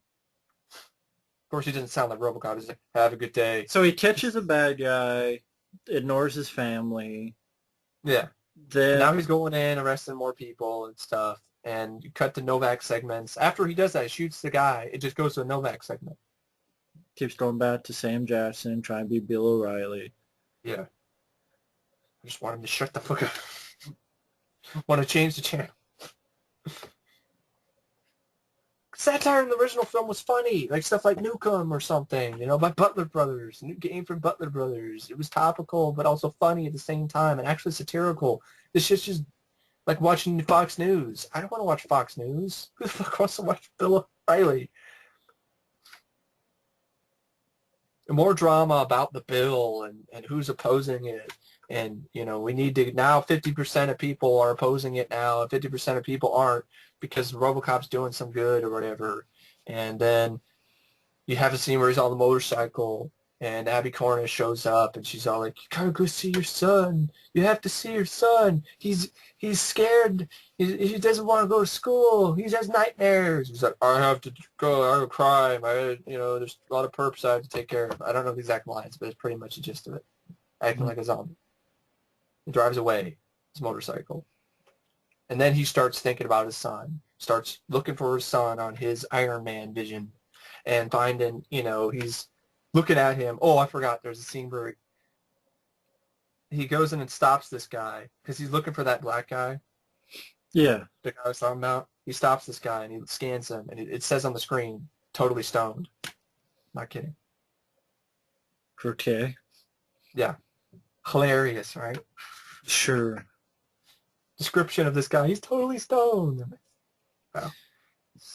Yeah. And so he grabs him. And he's When you watch the film, you want to be. And he's like, "I'm going to tase it." It's like, "This is 1,000 volts or whatever. I'll tase you. It'll make you lose all bodily functions, And I'm like, Piss your pants. Yeah, pretty much. Shit your pants straight. Yeah, which is what I'm feeling like doing at this point. So yeah, that's the humor. RoboCop doing stuff like that. Talking about bodily functions and noticing some guy's totally stoned. Great. Yeah. Oh, and yeah, the other lines in the film, like you hear from the original movie, like, "Dead or alive, you're coming with me." I don't even remember when he fucking said it. Exactly when he said that line. I don't remember. Does he say it in Michael Keaton? Oh, yeah, he does. Now I remember. He says it. I'm just guessing. I know he's the bad guy. Yeah, he does. He says it to Michael Keaton. But doesn't have nearly as much of an impact. So when does it get to the plot of his chase, Seems like the plot's just not going doing after. much. Well, now it starts to kick up. That's what I'm saying. He sees his son's worried, and he scans his face, and he sees that he's distressed. He's emotionally distressed. He's fearful. I'm like, who gives a fuck? Yeah, we know that by looking at his face. Yeah, he's scared. Right. Scared daddy. So then he's like, something happens, and now he decides to go and search for it, go back to his house and see some pieces left behind from the accident, which I'm like, why are they left there? Isn't it a crime scene? Why would there be pieces of anything left behind Corrupt at a cops. crime scene? Yeah, there you go. That's why corrupt cops. Yep. I figured. Predictable. There's another thing. Is the movies paint by the numbers at the points. I knew Michael Keaton was going to be a bad guy at one point. I knew what some of the cops were corrupt. You knew from the yeah. So really, almost everyone who created Alex Murphy is the bad guy. Yeah. Except for Gary Oldman, right? Yeah. Well, my question is, well, So real quick, like, before, let me ask a question. In the original, that really wasn't the case because, well, Miguel Ferrer and them wanted RoboCop. They were supporting RoboCop. Here's my question. If all these guys are bad guys and they know that, corrupt cops and such fucked with them, why didn't they just get one of their own men to be RoboCop? Yeah. Because then, if anyone finds out anything, almost everyone but one guy is the bad guy. I don't think Omni Consumer Products, I don't think the guys at OmniCorp know that the police presume is corrupt. But it seems like everyone except Gary Oldman's a bad guy. Yeah. So that's my point, is that why don't they get someone they know they could control without even having to fuck with their memories? Yeah, I know. They could hire a guy, say, we'll pay you this amount of money, or we'll pay, you'll never have to worry about money again. So it's kind of like Kane. Well, yeah, but he's like a drug. Yeah. But I mean, like, they could have a guy that they know, or they could have Yeah, it makes sense. a guy is like, hey, you go ahead and someone that they could control. Yeah, because honestly, it's like Michael Keaton is just Dick Jones. There's no old man. Like, he's old man. That's what I mean. Even the old man in the first one wasn't really a bad guy. No, he wasn't. Actually, the only bad guy was Ronnie Cox and Clarence Barker in his game. Yeah. Morton was an asshole, but he wasn't really into get RoboCop, or he was a dick, but he wasn't really a bad guy. But that's what I mean. It seems like everyone here is a bad guy except Gary Oldman. So if they want to do bad guy things, why not have someone in the RoboCop program who's with them and wanting to do this stuff? Hey, that would be clever. That would be smart. The script. If everyone but one guy is a bad guy as well. This movie is stupid. Is Jackie Earle really a bad guy? Yeah. So yeah, it seems like everyone's a bad guy except Gary Oldman. Get someone who would join them and help them be RoboCop. You're telling me that Jackie Haley. There's telling me because he's already wearing like an exosuit all the time. Would it make more sense just to make him RoboCop? Yeah, I think there'd be someone who would go for it, or someone who's like, hey, well, I guarantee you could find someone that enough money. God, to be, essentially a god almost, Yeah. So this plot doesn't make sense. This movie is dumb as a. It makes sense in the original. Doesn't make sense here with how they're structured. So okay. No. All right. Go. So he's starting to get out of his zombie state because he's looking at his crime scene and having flashbacks again. So you see again through RoboCop's visor and his vision, RoboCop vision, his death, and I'm like, I've seen this fucking car bombing scene like 50 fucking times. It's lost its impact. Did it ever have an impact? It didn't have that much impact to me either because it was just bang, boom, ah! In the original film, it was like, oh my god, holy fucking shit. Yeah, but they can't do the same thing because it'd be the same. It's got to be different. But car bombing has nowhere near the impact to an audience as getting your hand blown off, your arm blown off, getting absolutely shredded with shotgun blasts. He gets shot in the head. Now, what if they did a scene like body parts? Remember Jeff Fahey car accident? Yeah, Someone hits him, and yeah. you have a scene like that. I mean, that worked better. And I mean, like film it in a well Yeah, done way, like someone like really tragic way. Here, it just yeah, seems like a blink and you'll miss it. yeah, Poof, yeah, disappears and then no impact yeah. and it's death. It's just so it just like blows up. He flies off, and Yeah, then he blows up. You see him like burned a little bit. That's it. so it's Yeah. like G.I. Joe 2 with Channing Tatum. Kind of, I guess. Because it just blows up. He flies away. Oh, he's dead. And then move on. Well, you show him later. He's not dead. They're holding him on life support. Well, Like, yeah. just as, I mean, missing not that. I leg, mean, it just stuff like that. the incident seems like it's no impact. It's just he flies off and then No, it doesn't you just see really. him later. Okay. It doesn't sound like much of an impact, but okay, go ahead. Is it? Go ahead. I would have even gone with PG-13 getting shot or multiple times or something. I mean, fuck, it's more than like, deep, deep, oh shit, I'm dead.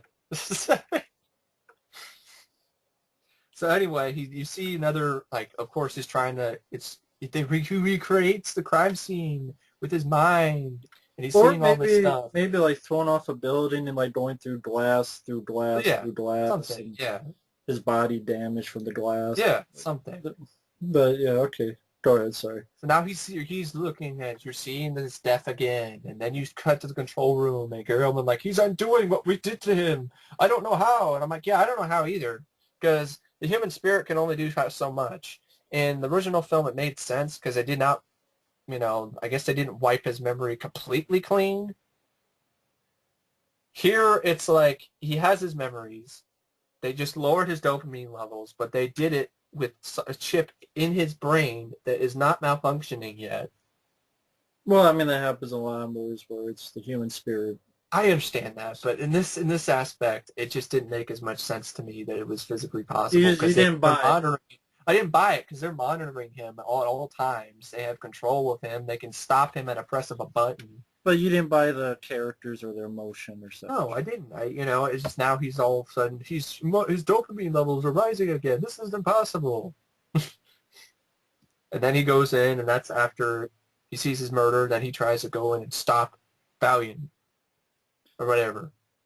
Fucking shaky cam bullshit. Valiant's like, I'm ready. Let's get ready. Get the 50 cal. Hit him. Anybody. If he walks out alive, no one else does. So what? He goes like some warehouse or something. Yeah. And then the lights are off for some reason, and they're wearing fucking welding goggles, and a shaky cam, and jump cuts, and you jump cut to RoboCop using his thermal vision. There's no impact of the scene at all, because it's like shaky cam all over the place. So he's shooting people? Okay, yeah, shooting people, but it's shaky cam, like, but you could never, like, you cannot believe. It's that bad. Dark Knight music, I thought it was that bad. I did. Oh. I really did. Like, so like compare like... I saw it on an Imax screen. This is a big-ass screen, and it was like, making... Well, what's another film you compare to ill. other than Lockout with shaky cam? It kind of reminded me of points of the Elysium in certain scenes. Uh, There are scenes in the film where they're just talking, and the camera's shaking at points. It's like bobbing up and down. Yeah. I hate That kind that. of bullshit. The scene where he's just talking to his police chief in one scene, like in the beginning of the movie, it's just still shaking a little bit.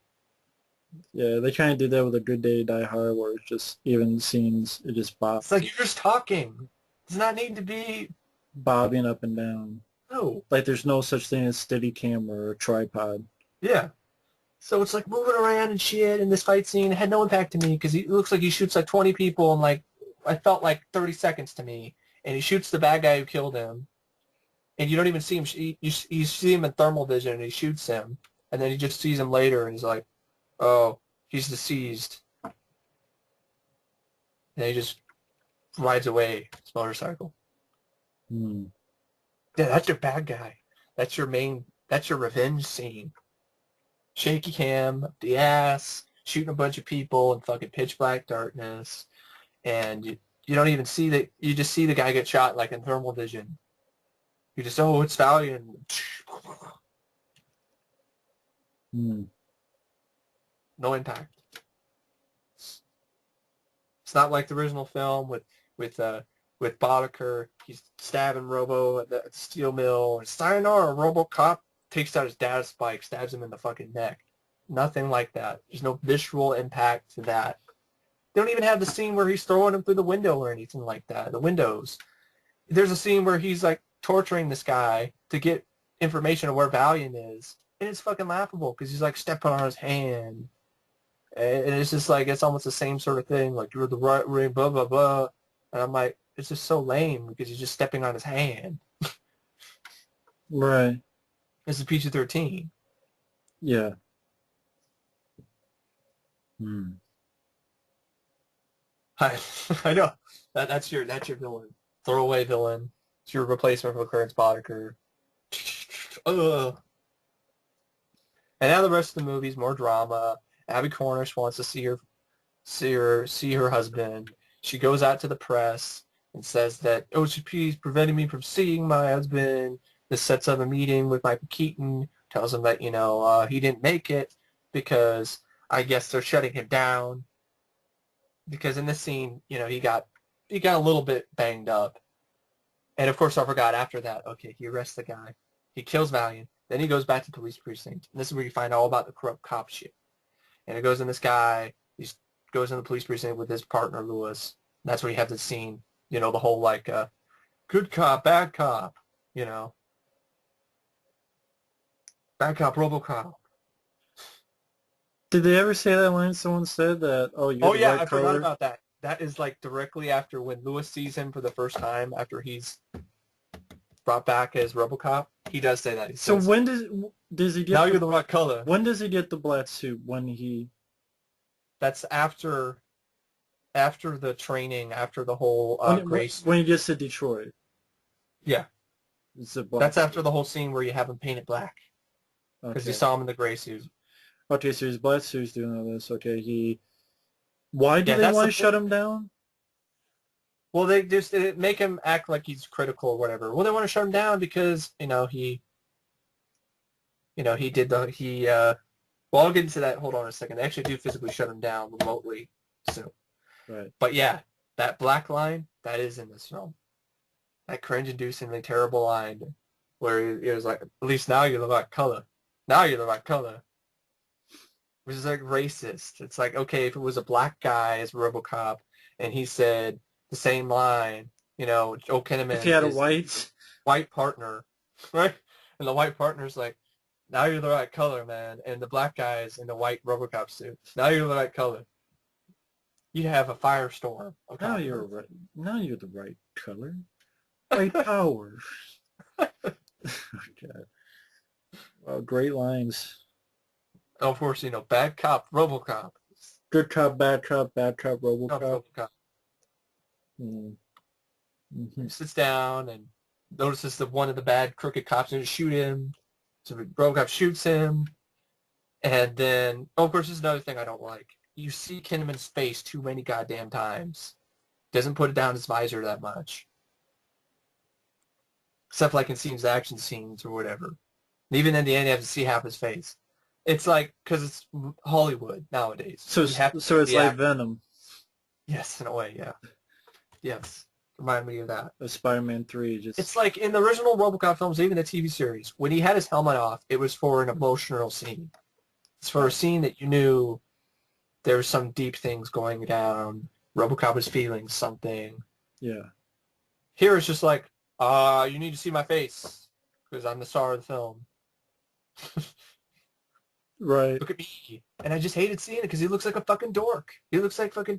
Put Daniel Tosh from Tosh.0 in a fucking RoboCop suit. That would remind me of. Daniel Tosh. It's RoboCop. Tosh.0 cop. So, you have that scene with bad cop RoboCop. He shoots the crooked cop. He's going to shoot the other guy. And then he, pisses his pants, but doesn't really do it. But, going to do something like that. And he spills the beans. that the chief, she's in on it. She's corrupt too. She's been taking phone calls and Okay. so then RoboCop goes in, tries to, you know, you set me up, blah blah blah blah, got a gun to her head, and that's when he gets shut down remotely. Press a button.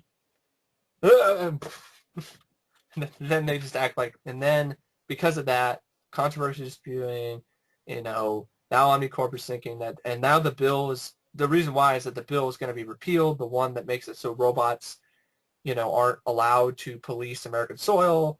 So, Michael Keaton decides that, oh, we don't need him anymore, we can shut him down, I got what I want, that kind of thing. That's why they want to shut him down. Gotcha. So they set it up where they're going to kill him, and Oldman decides to save him. And this sort of sequences also, Keaton sets up a meeting with his, Murphy's wife, takes her hostage pretty much on the top of the tower. And I'm like, it's like Die Hard. I'm like, I wish it was. I wish it was like an R-rated RoboCop movie. RoboCop is going through the skyscrapers, fucking up people right and left to get his wife. That would be fucking badass. So in a way, it's like Dredd without the wife. Yeah. But he does have a female partner, so yeah, it's Dredd. But he doesn't really do that. He goes in. That's when he goes in the scene where he does the whole thing where he shows up. He's, Oldman lets him go. He goes on his motorcycle, drives up to the Omni Consumer Products, Omnicorp headquarters. There's a bunch of people waiting there for him. Oh, we cannot let you go. We cannot let you pass here. Them, right? Yeah. He tases one guy. Yeah, this clip's online and it's in a lot of the trailers. It's a terrible clip. And I think some kids or whatever, somebody in the audience was like, yeah. I'm like, that's so he lame. flies it, and this is one like he flies his CGI motorcycle. Fucking video game bullshit, fake as fuck, jumping around like Spider-Man on top of these Ed 209s. And people who said that he takes the fight to the Ed 209s, he gets his ass kicked by the Ed 209s, even worse than Robo did in the first film. He shoots off his own arm because he falls off 4 stories with the Ed 219. It lands on his fucking arm, and he has to shoot it off in order to run away, and the Ed 209 still keeps shooting his ass. It was like, yeah, there's more than one Ed 209. I get it. But it's like CGI, shaky cam, quick cut, he's rolling around like he's on speed, shooting these Ed 209s. And I don't have any impact to this. It doesn't really hit home with me. I'm just like, keep thinking, like, stop using your goddamn cell phone to shoot the fucking action scene. Right. Fucking getting shot to shit. I'm like, this RoboCop's more of a fucking... He's easier to dismantle than RoboCop and RoboCop 3. Losing fucking arm, and he literally, his faceplate cracks open from falling what looked like 4 stories off of some balcony or whatever in the lobby of the... Because the Ed 209 falls and lands on him, and he falls on the ground, and his faceplate is all broken now. Huh. I'm like, okay, RoboCop 2 fell with Kane like 30, 40 stories down on the fucking ground floor. It was just a bit dented. This fucker's like, my faceplate's cracked. It's plastic cop. It is. It has to be. Like, what? He never felt any weight to this RoboCop either. Because he's moving around like he's Spider-Man. Because he's a superhero. So what happens after this? He shoots his arm off. The Ed 209s keep chasing after him. His friend Lewis comes in and helps him out. But, things don't... Something happens. Haley shows up. He's like, I'm going to get you now, whatever. Didn't really say that, but, it's like, now it's like, go, run. Yeah, run. And he shoots him with the gun, the taser gun or whatever, and gets him back for what he did earlier. And then, he shoots him, but then this is when his friend Lewis comes in and helps him out. He shoots Jack or Haley, but Lewis also gets shot, but it's nothing fatal. He just gets shot in the leg. So then RoboCop's still walking around with no arm, base plate broken, chest plate shot to shit, trying to go up to stop Michael Keaton and save his wife or whatever. And there's like that one scene on the tower, Michael Keaton appears like he's serious.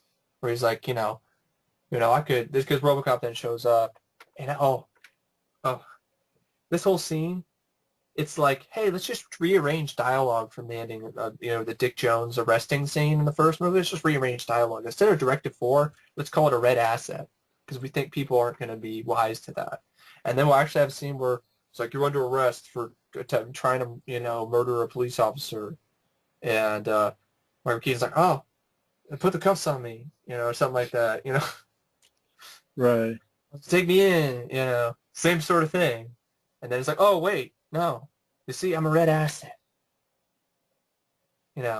Any attempt to arrest a red asset, the end of the red asset results in system shutdown. It's the same sort of thing. Right.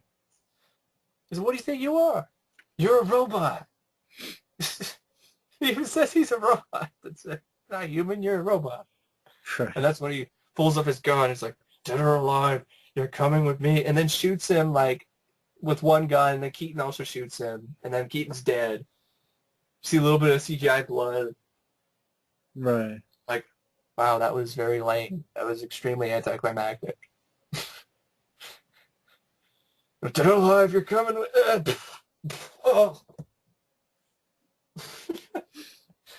Couldn't even just shoot him off the building? I mean... Well, then it'd be a ripoff of the first film. People would be mad about that. So fucking... But I would take that over just pathetic, just lazy, generic, forgettable fucking, like, oh, he just got... So what happens after that? How does the movie actually end? You said, is this where he gets the gray suit? Or Yes. Yes. Because you have another... See, what happens is you see him in his head and his lungs again, and Gary Oldman is there, and you see what looks like they're kind of attempting a hero shot. The floor opens up and the gray suit gets put around him, and you're like, oh, yay! And then his wife and kids come in, and, then the camera pans out, and then the doors close. And then it cuts to a Novak segment. And now Sam Jackson is pissed that the robot, law that was making robots illegal was put back into place because, Gary Oldman testified, and he says, shit like, it's a bunch of, these mother beep. Right. Yeah. And there's a bunch of horse beep. And then he comes in and says something shit about whatever, about America, and then you hear the Robocop theme, and then credits, I fought the law, and I told the movie, fuck you, told it to go fuck itself. I didn't care if there were kids in the audience. Stormed out the fucking door. I even said in public while people were in the lobby, I'm like, fuck this fucking movie, this is a piece of shit. And I was ranting to myself, talking to myself like a madman the whole time walking home after I got off the bus. So, yeah, fuck this movie. If you like it, that's fine. But I thought it was painfully slow, boring. The action sequences were way too quick, and they were shot with absolute horrible, obscene amounts of shaky cam. I felt that it honestly took a big hard piss on the original film, to me anyway, because all it did in terms of the original movie is like, hey, look, here's the original suit, the combat mode. Oh, hey, here's a line from the original, here's some more lines from the original movie. Hey, there's another line from the original movie. Aren't you happy? And I'm like, no, because in my opinion, it just took a hard piss on it, because it's like, hey, we got to be different than the original movie because that's what people want. But I understand that. But the differences actually have to work. And in my opinion, they didn't work at all. The Novak segments were boring. They were not funny. They were obnoxious. They were just like there. I was just like, go the fuck away. I don't want to see this shit. I don't like Fox News. Nobody likes Fox News. Why would you want to show people Fox News on the big screen? Laughable portrayal. Laughable, just shitty execution. I mean, from the get-go with the, shit. The opening credits. Misuse of the theme for the original movie as what, a joke? Is that your tribute to the original film to have that music during fucking Novak segments? The lead can't act at all. Yeah, chin action. Yeah. He can't even convey that properly. You know, it sounds like fucking Vanilla Ice at one point, and then he doesn't. It's weird. Off and on. You know, forgettable is an understatement. Like you've been saying, I don't even barely remember half the movie. I'll probably forget it tomorrow. You know, but I have to do an official rant on it, and trust me, I will. You know, just an awful fucking movie, and ultimately, it's just fucking pointless. Even if it's okay, that's not enough reason for it to exist. It's not enough reason to spend $130 million, which is more money than it took to make and produce every single other, probably everything RoboCop related up until this point. Seriously, I'm pretty sure you could take the amount of money. It costs more than the first 3 films, costs more than the TV series, costs more than all the cartoons, costs more than the Prime Directives miniseries, definitely probably costs more than all the RoboCop merchandising, what it costs to print the comic books. And what you have here, in my opinion, is just a fucking flat out boring, lackluster, generic, you know, piece of shit. There's nothing to it at all. The acting, even by one of my favorite actors, isn't very good. Michael Keaton's supposed to be serious, and he's acting like Beetlejuice. You know, everybody's a bad guy. You know, the drama, there's too much drama.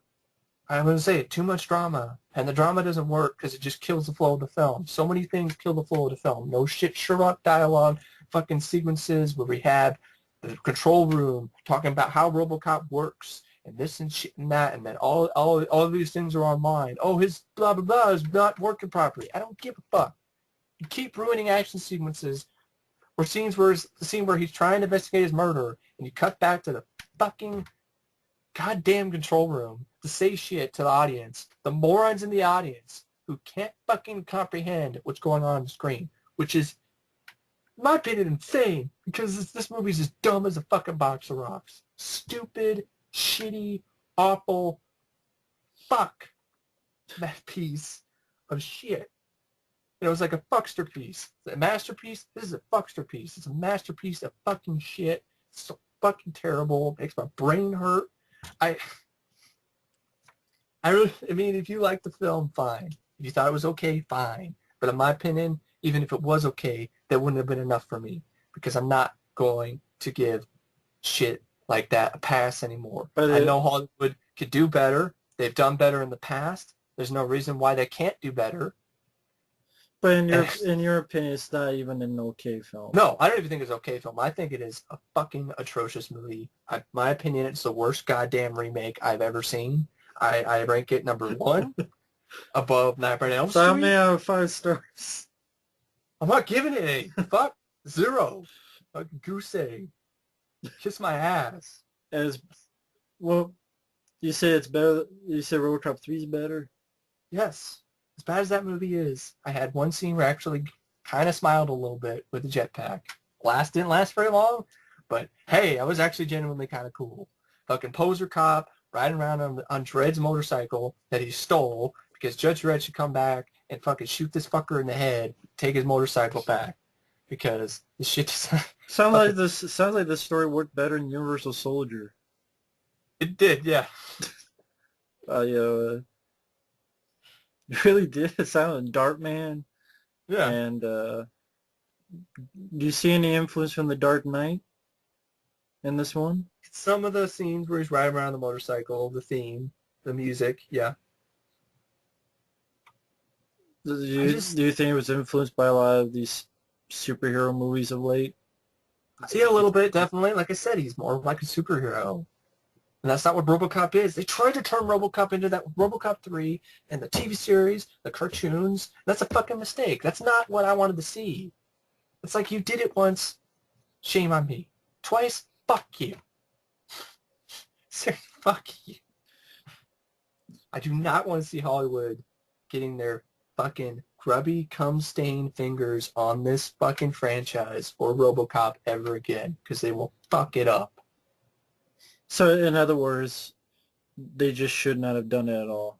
I don't think so. No. There's no purpose to this. If it ultimately all it is a meh, forgettable, whatever piece of But entertainment or even to something, you, it's not even that. I don't even think it's that. It's just a Yeah. forgettable piece of shit. There's no passion with it. It fucking half-asses everything it has a chance to. It has a chance to be actually relevant today with Detroit and what's going on in Detroit, and it can't even do that. The jokes don't work. The acting is flat or inconsistent, and it's just there's no impact.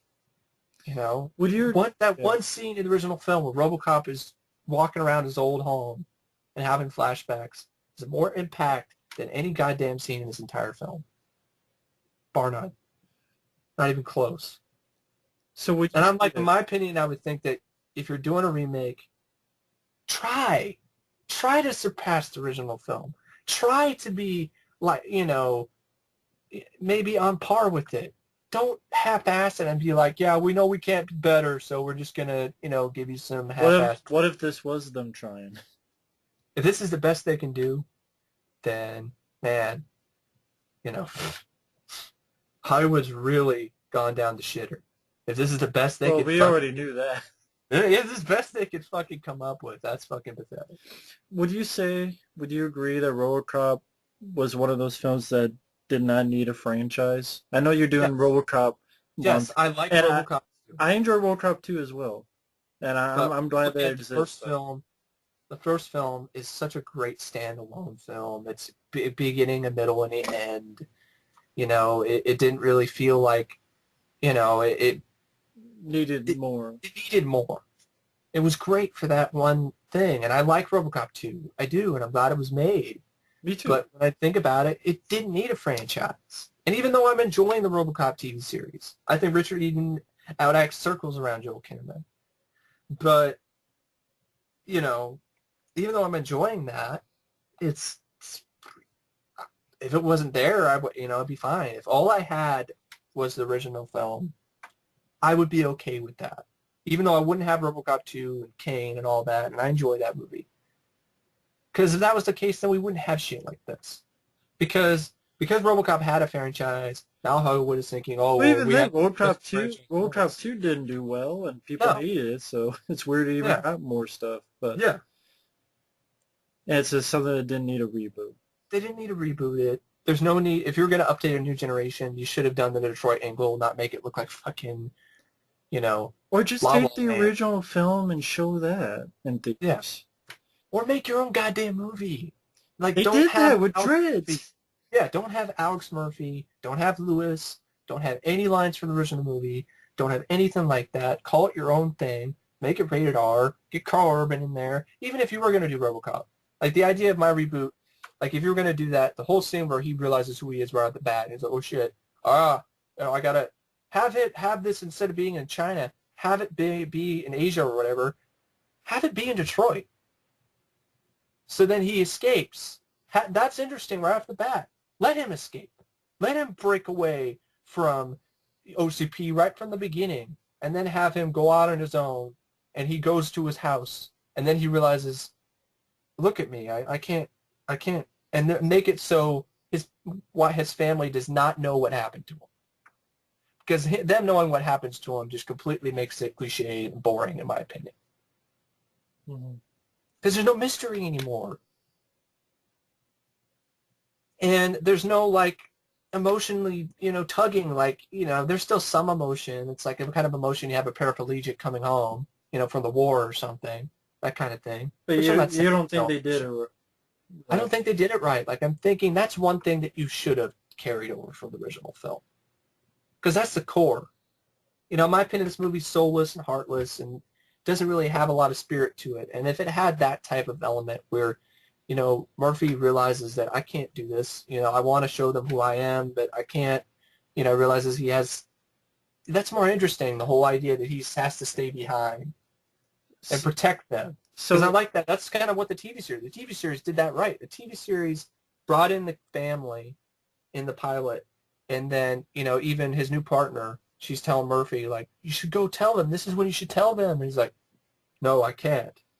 I can't tell them, let them know, but I can protect them. So it I tried find to that have more a interesting. heart and a soul, but it failed. In my opinion, it failed because it was just by the numbers, cliched. Oh, see your son. Sounds boring and dull. It is. It's boring and dull. The movie felt like 3 hours and Sounds 40. like not much happens for a long time. Yeah, And much that was doesn't. the case? Yeah, Seems like except it pisses me off. Like if I only had a heart.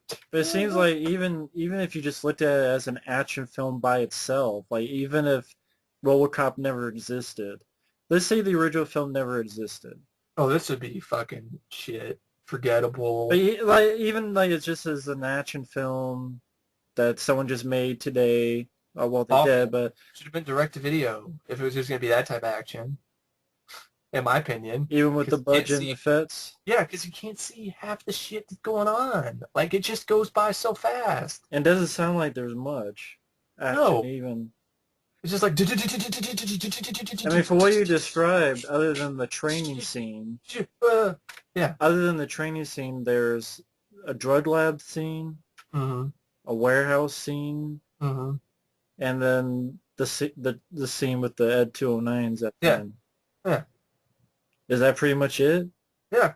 My opinion. I Those don't remember three. anything else really that great. And they don't even sound that long. No, they aren't. So it's in general three major set pieces. I could probably say maybe the Novak segments sort of put them together are longer. So I Because mean, they felt longer to me I guess than any of the action the point I'm getting is that you have three major. Well, let's say the training scene is four major set pieces that are not even that long or that eventful. Yeah. So even as a film by itself, It sucks.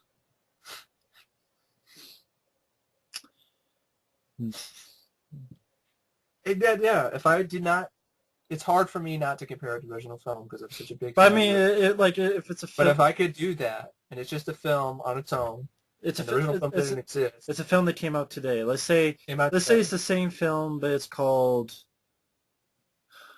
Cybercop or some lame shit. Yeah, Cybercop or something. I mean, like, this is shit. Like, this is like as bad as R.I.P.D. Yeah, so it's that forgettable and bland. Yeah. And, well, okay. The original film took chances. It had balls. It was inventive. It still looks great to this day. You can really... It's not boring. This was fucking boring. The media break segments, their replacement was a shitty replacement. The Novak show should be canceled. I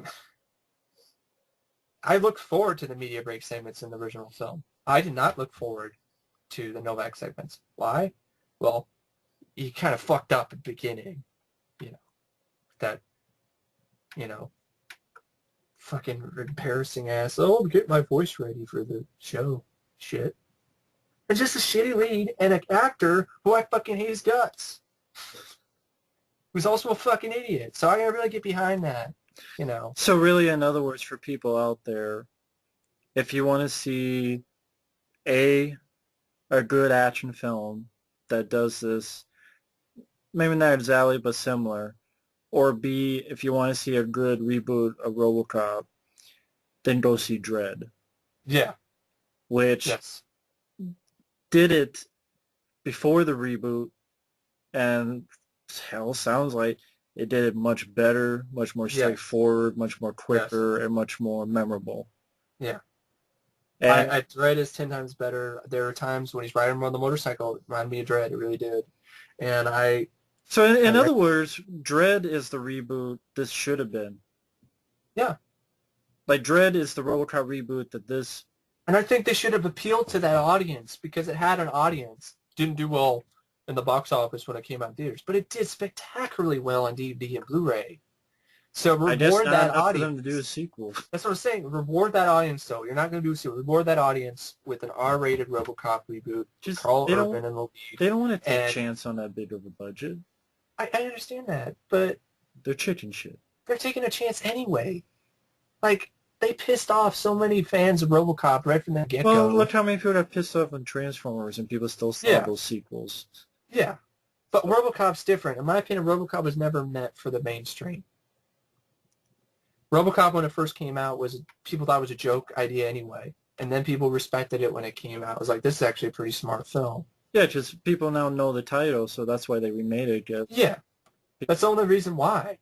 But in my opinion, when you made RoboCop a franchise, that's why they tried to make it it Iron Man, like these superhero movies. the step that they took when they turned him into a superhero, RoboCop 3, made him for kids, that was the end of that character. Well, it's because they want the superhero crowd. They want the comic book crowd who saw the Dark. So they just did that shit again. Man. They brought him back to life just to kill him, and that's just that's sad, sickening to me. My favorite character of all time got brought back just to, hey, here you go. Here's a new movie. Oh, and by the way, sorry it didn't work out. And a lot of people enjoy it. They enjoy this movie. Yeah, which is fine. Gets a 6.7 IMDb, while stuff like Robocop 2 gets a 5 point something. I mean, each comment I hear, a lot of people. Like, is it worse than RoboCop 3? It's like, it sounds like it. I mean, it sounds like at least that one has. It's a shitty movie, but is that really worth a shit? Even if it is, yay! It's better than RoboCop 3. Wow, it's like that's like yay! At least I'm not a dildo up my ass, and my ankles are tied around with my underwear. And then they took my socks and tied my wrists, and then they strapped me upside down and patted my ass. This is better than that, yay! Yeah, it's better than the Garbage Pail Kids movie, yay! It's better than the Star Crystal and Feeders, yay! Really, that's not much to say yay about, to be better than RoboCop 3. Yeah. It wouldn't matter, even if it was. Yeah. In your opinion, it's not even. No, and then you had some of the criticisms, I've heard critics, oh, it's not as bad as the Total Recall remake. That's another one of those things, like, yay, it's not as bad as Total Recall. That's not much of a measuring tool. No. That's not a measuring tool at all. It's not as bad as a shitty piece of shit movie that really no one likes. Which is another covert film that was pussified and pacified for a PG-13, for a wide audience. I'm glad it's better than a movie that no one likes. That's a great measuring tool. Yeah. $130 million budget in the year of 2014, and it's better than a film that no one likes. That's the measuring tool of today. Golf clap.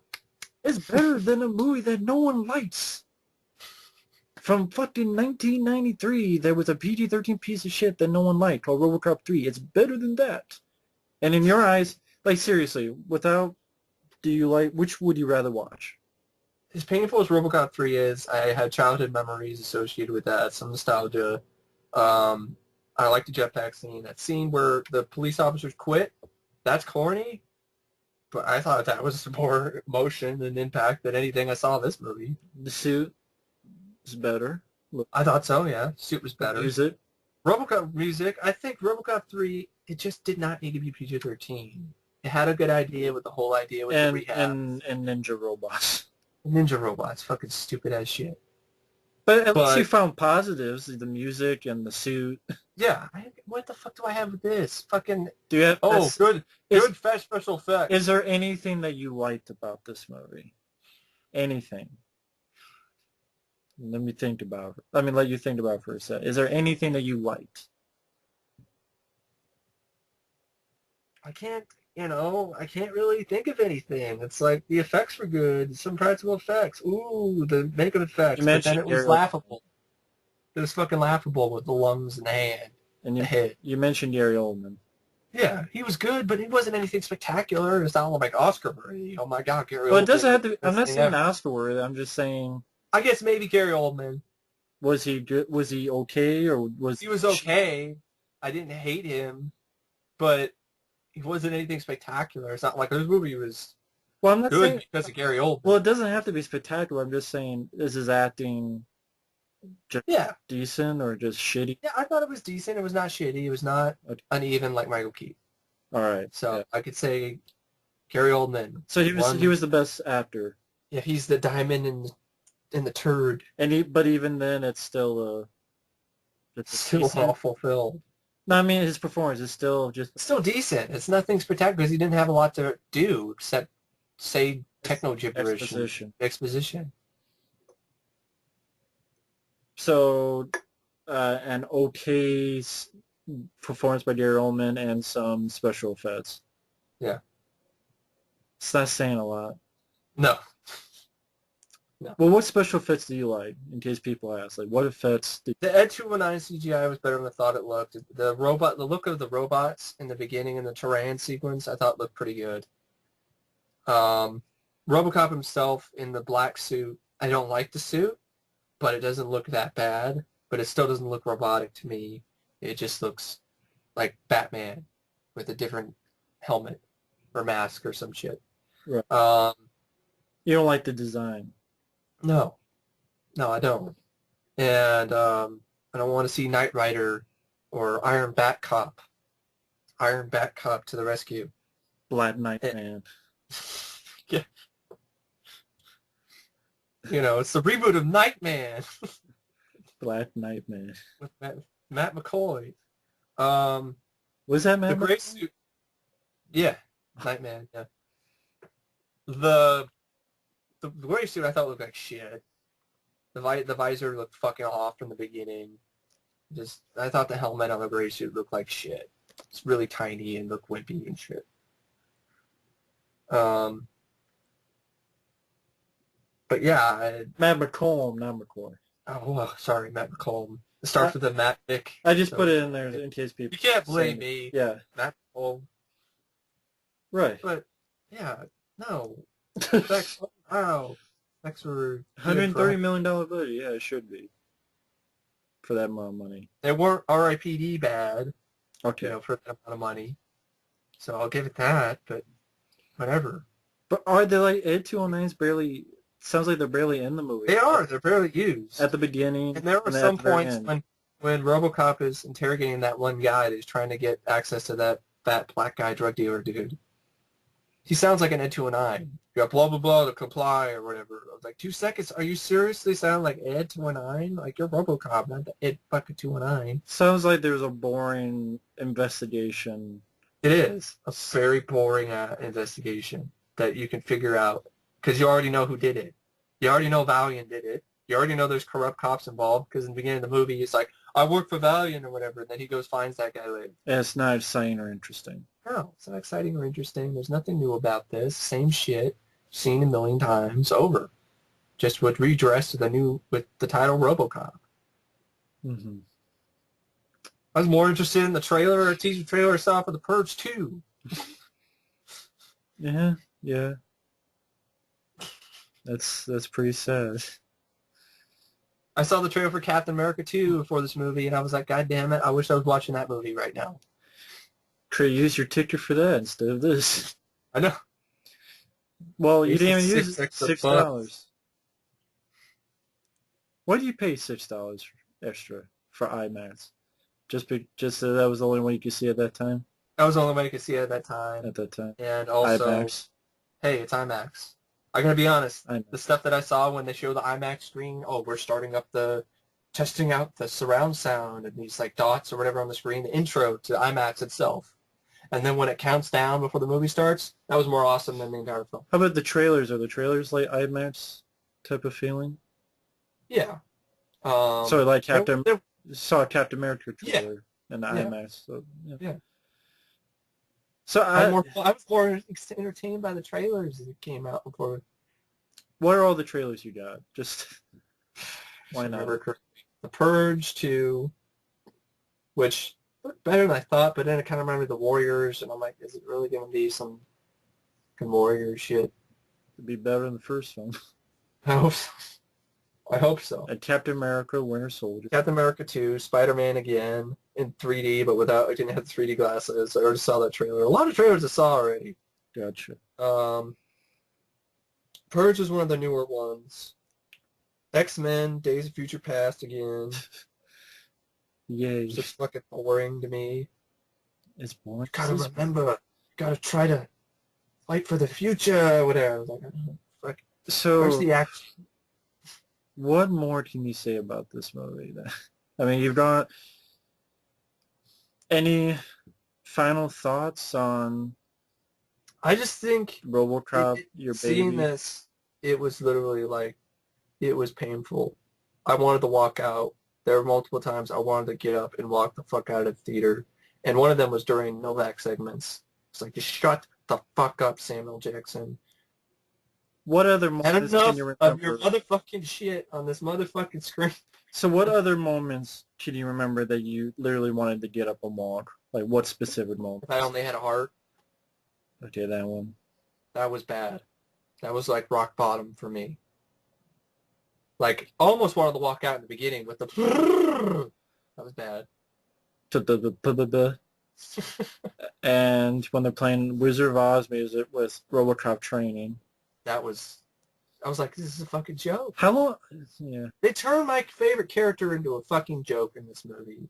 Even more so than RoboCop 3. As bad as RoboCop 3. Because in the TV... It's like just like the TV series. But the TV series has heart. The media break segments are actually kind of funny. There's nothing like this. The TV series, yeah, he's tasering people. He's not really hurting people. Here, he's shooting people, but you don't see anything happening with a shaky cam, and he's tasering people half the time. Same goddamn thing as a TV series, but with a $130 million budget. With a shittier performance of Richard Eden. Did for the TV show.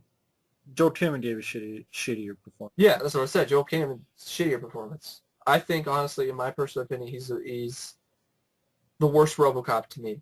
Because Robert John Burke, like I said, in that one scene, he emoted better. Like, he just sounded exactly the goddamn same as he did as Alex Murphy as he did when he was RoboCop. And the only time he sounded any different was when they lowered his dopamine levels. And the dialogue he said in that reminded me of the lines of RoboCop 2. But they weren't as funny. Wow. I thought he was the worst for me personally because I could not connect with him at all. Because Alex Murphy, in my opinion, appeared as a douchebag in the beginning. That actor is a douchebag, fucking idiot, and I feel that this movie personally disrespected the original film and its memory, and people are like, "Oh, rape my childhood." You rape my childhood.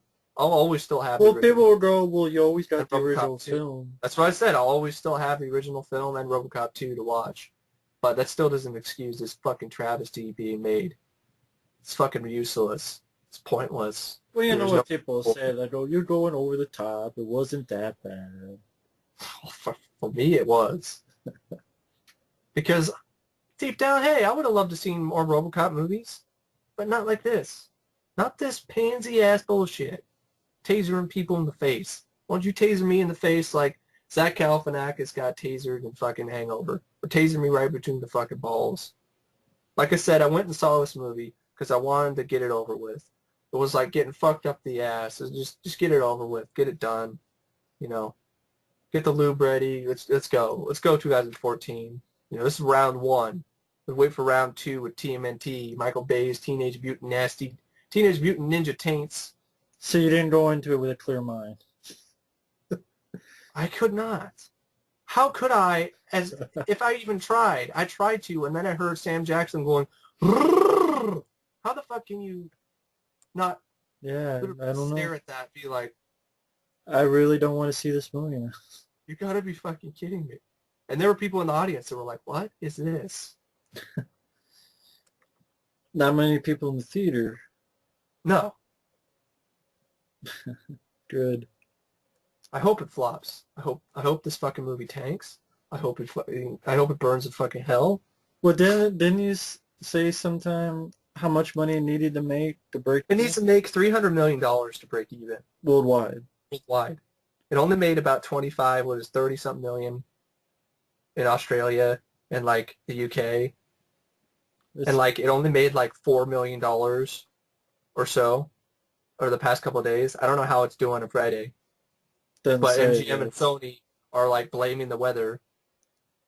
All I gotta say is, you know, if you spent your Valentine's Day with your loved one watching this movie, wow, I feel sorry for you. If you liked it and had fun, cool. But if you didn't, and your wife and your girlfriend, your wife wanted, was going through hell the whole time, and you didn't get any sex that night, And then blame she broke up with you. she broke up with you. Sorry, man. Blame it on the The rain. rain, Yeah. or blame it on The the snow. sun. The snow ain't going right. Whatever you do, just blame it on the rain. Yeah. Just like this movie. Blame it on you poor cocksuckers who made it. A fucking terrible film. Jose Quesadilla, do not direct another goddamn movie. I've seen clips from Elite Squad, did not impress me. Joel Kinnaman Yeah. ceased It doesn't exist. matter what they've done before. That's another thing with Joel Kinnaman. He was fucking invisible. He was the invisible man in this movie. And he was Robocop. No impact. In one ear after the other. Yeah. That's what I figured this film would be. I figured this film would be a generic, boring, dull, forgettable, in one ear out the other. It is. You forget about it by the weekend, and Yeah. by I think by the end of the year, no one will remember this movie. To be honest, I hope so. and I know there's a lot of people who like it. That's fine, but this is literally one of those garbage movies that just. Why do you think they pushed back the release date from like summer to like February? I heard something about reshoots or something. I don't know, or Yeah, they had to reshoot the gray suit or whatever. whatever the hell it was. For the gray suit. And it's also felt like an origin story. And it's like, we already know about the goddamn origin of RoboCop. I'd rather have a reboot where he's already RoboCop from the beginning and kicking ass. There's too many points in the film where just Well, that's Dread. they're working on him. They're working on him. That's called Just trying to get the family drama in order. And you're like, just show me RoboCop in action. Can I see him kick some ass? I'm not talking about robot ass. I'm talking about human ass. Bad guys. That's called Dread. Exactly. Go see Dread. There you go. Don't see this movie in the theater. Go see Dread. On DVD, on Blu-ray, on Netflix, on your computer. Yeah. See Dread. Don't go. Or watch the original RoboCop. Well, they have a double feature, RoboCop and Dread. Yeah. There you go, Dread and You'll RoboCop. have a much better time. This is literally the worst experience I've had in theater. Like literally. Even more so people did with the shitty Yeah. Well, yeah. theater. It was IMAX, and it didn't do anything for the quality. I was still pissed. I was pissed throughout the whole goddamn movie. Was this a 3D movie? No. Okay. I was so fucking bored. This was fucking happening. Looking at my watch all the goddamn time. Pissed at certain scenes. Embarrassing fucking moments. Such a fucking joke of a film. Makes a total crock of RoboCop.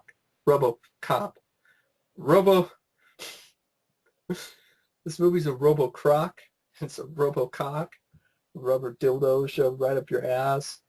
Literally, I'd rather make out with some STD-infested fucking whore and watch this goddamn movie again. Lick the fucking concession stand, the movie theater with my bare tongue.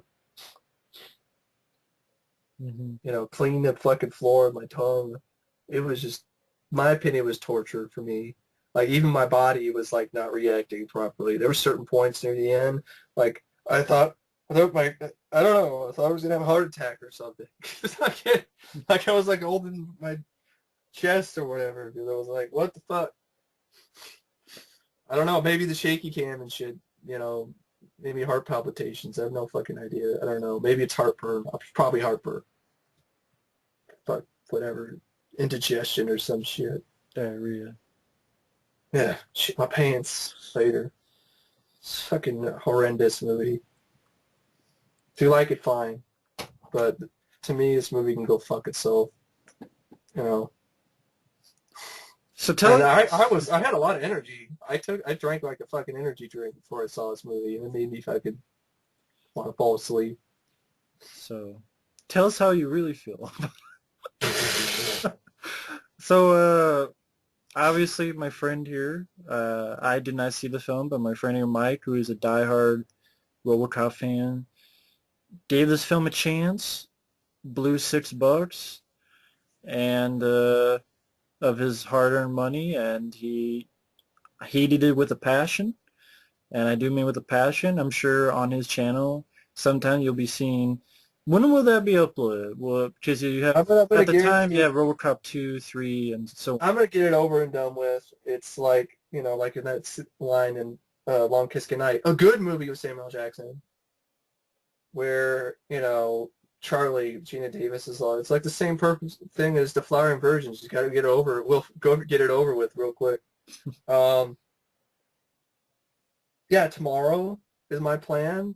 Well, I mean, who knows? My I'm not. parents I'm are not gonna be sure. gone. I'm not Parents sure are when this will be gone. uploaded, but So probably by the time this is uploaded, that might yeah, it'll check out probably be his on. channel and be uploaded. Because I'm gonna go hard on that motherfucker. It's gonna be shit's gonna go down Yeah, because this don't hold movie back.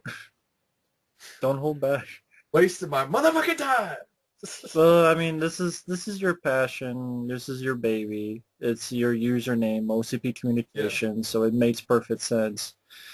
I gave this shit a pass. No, Well, you didn't even like it at all. It wasn't even okay for you, so no, there's no reason for you fail, to give it a pass. fail, So, Robo fail.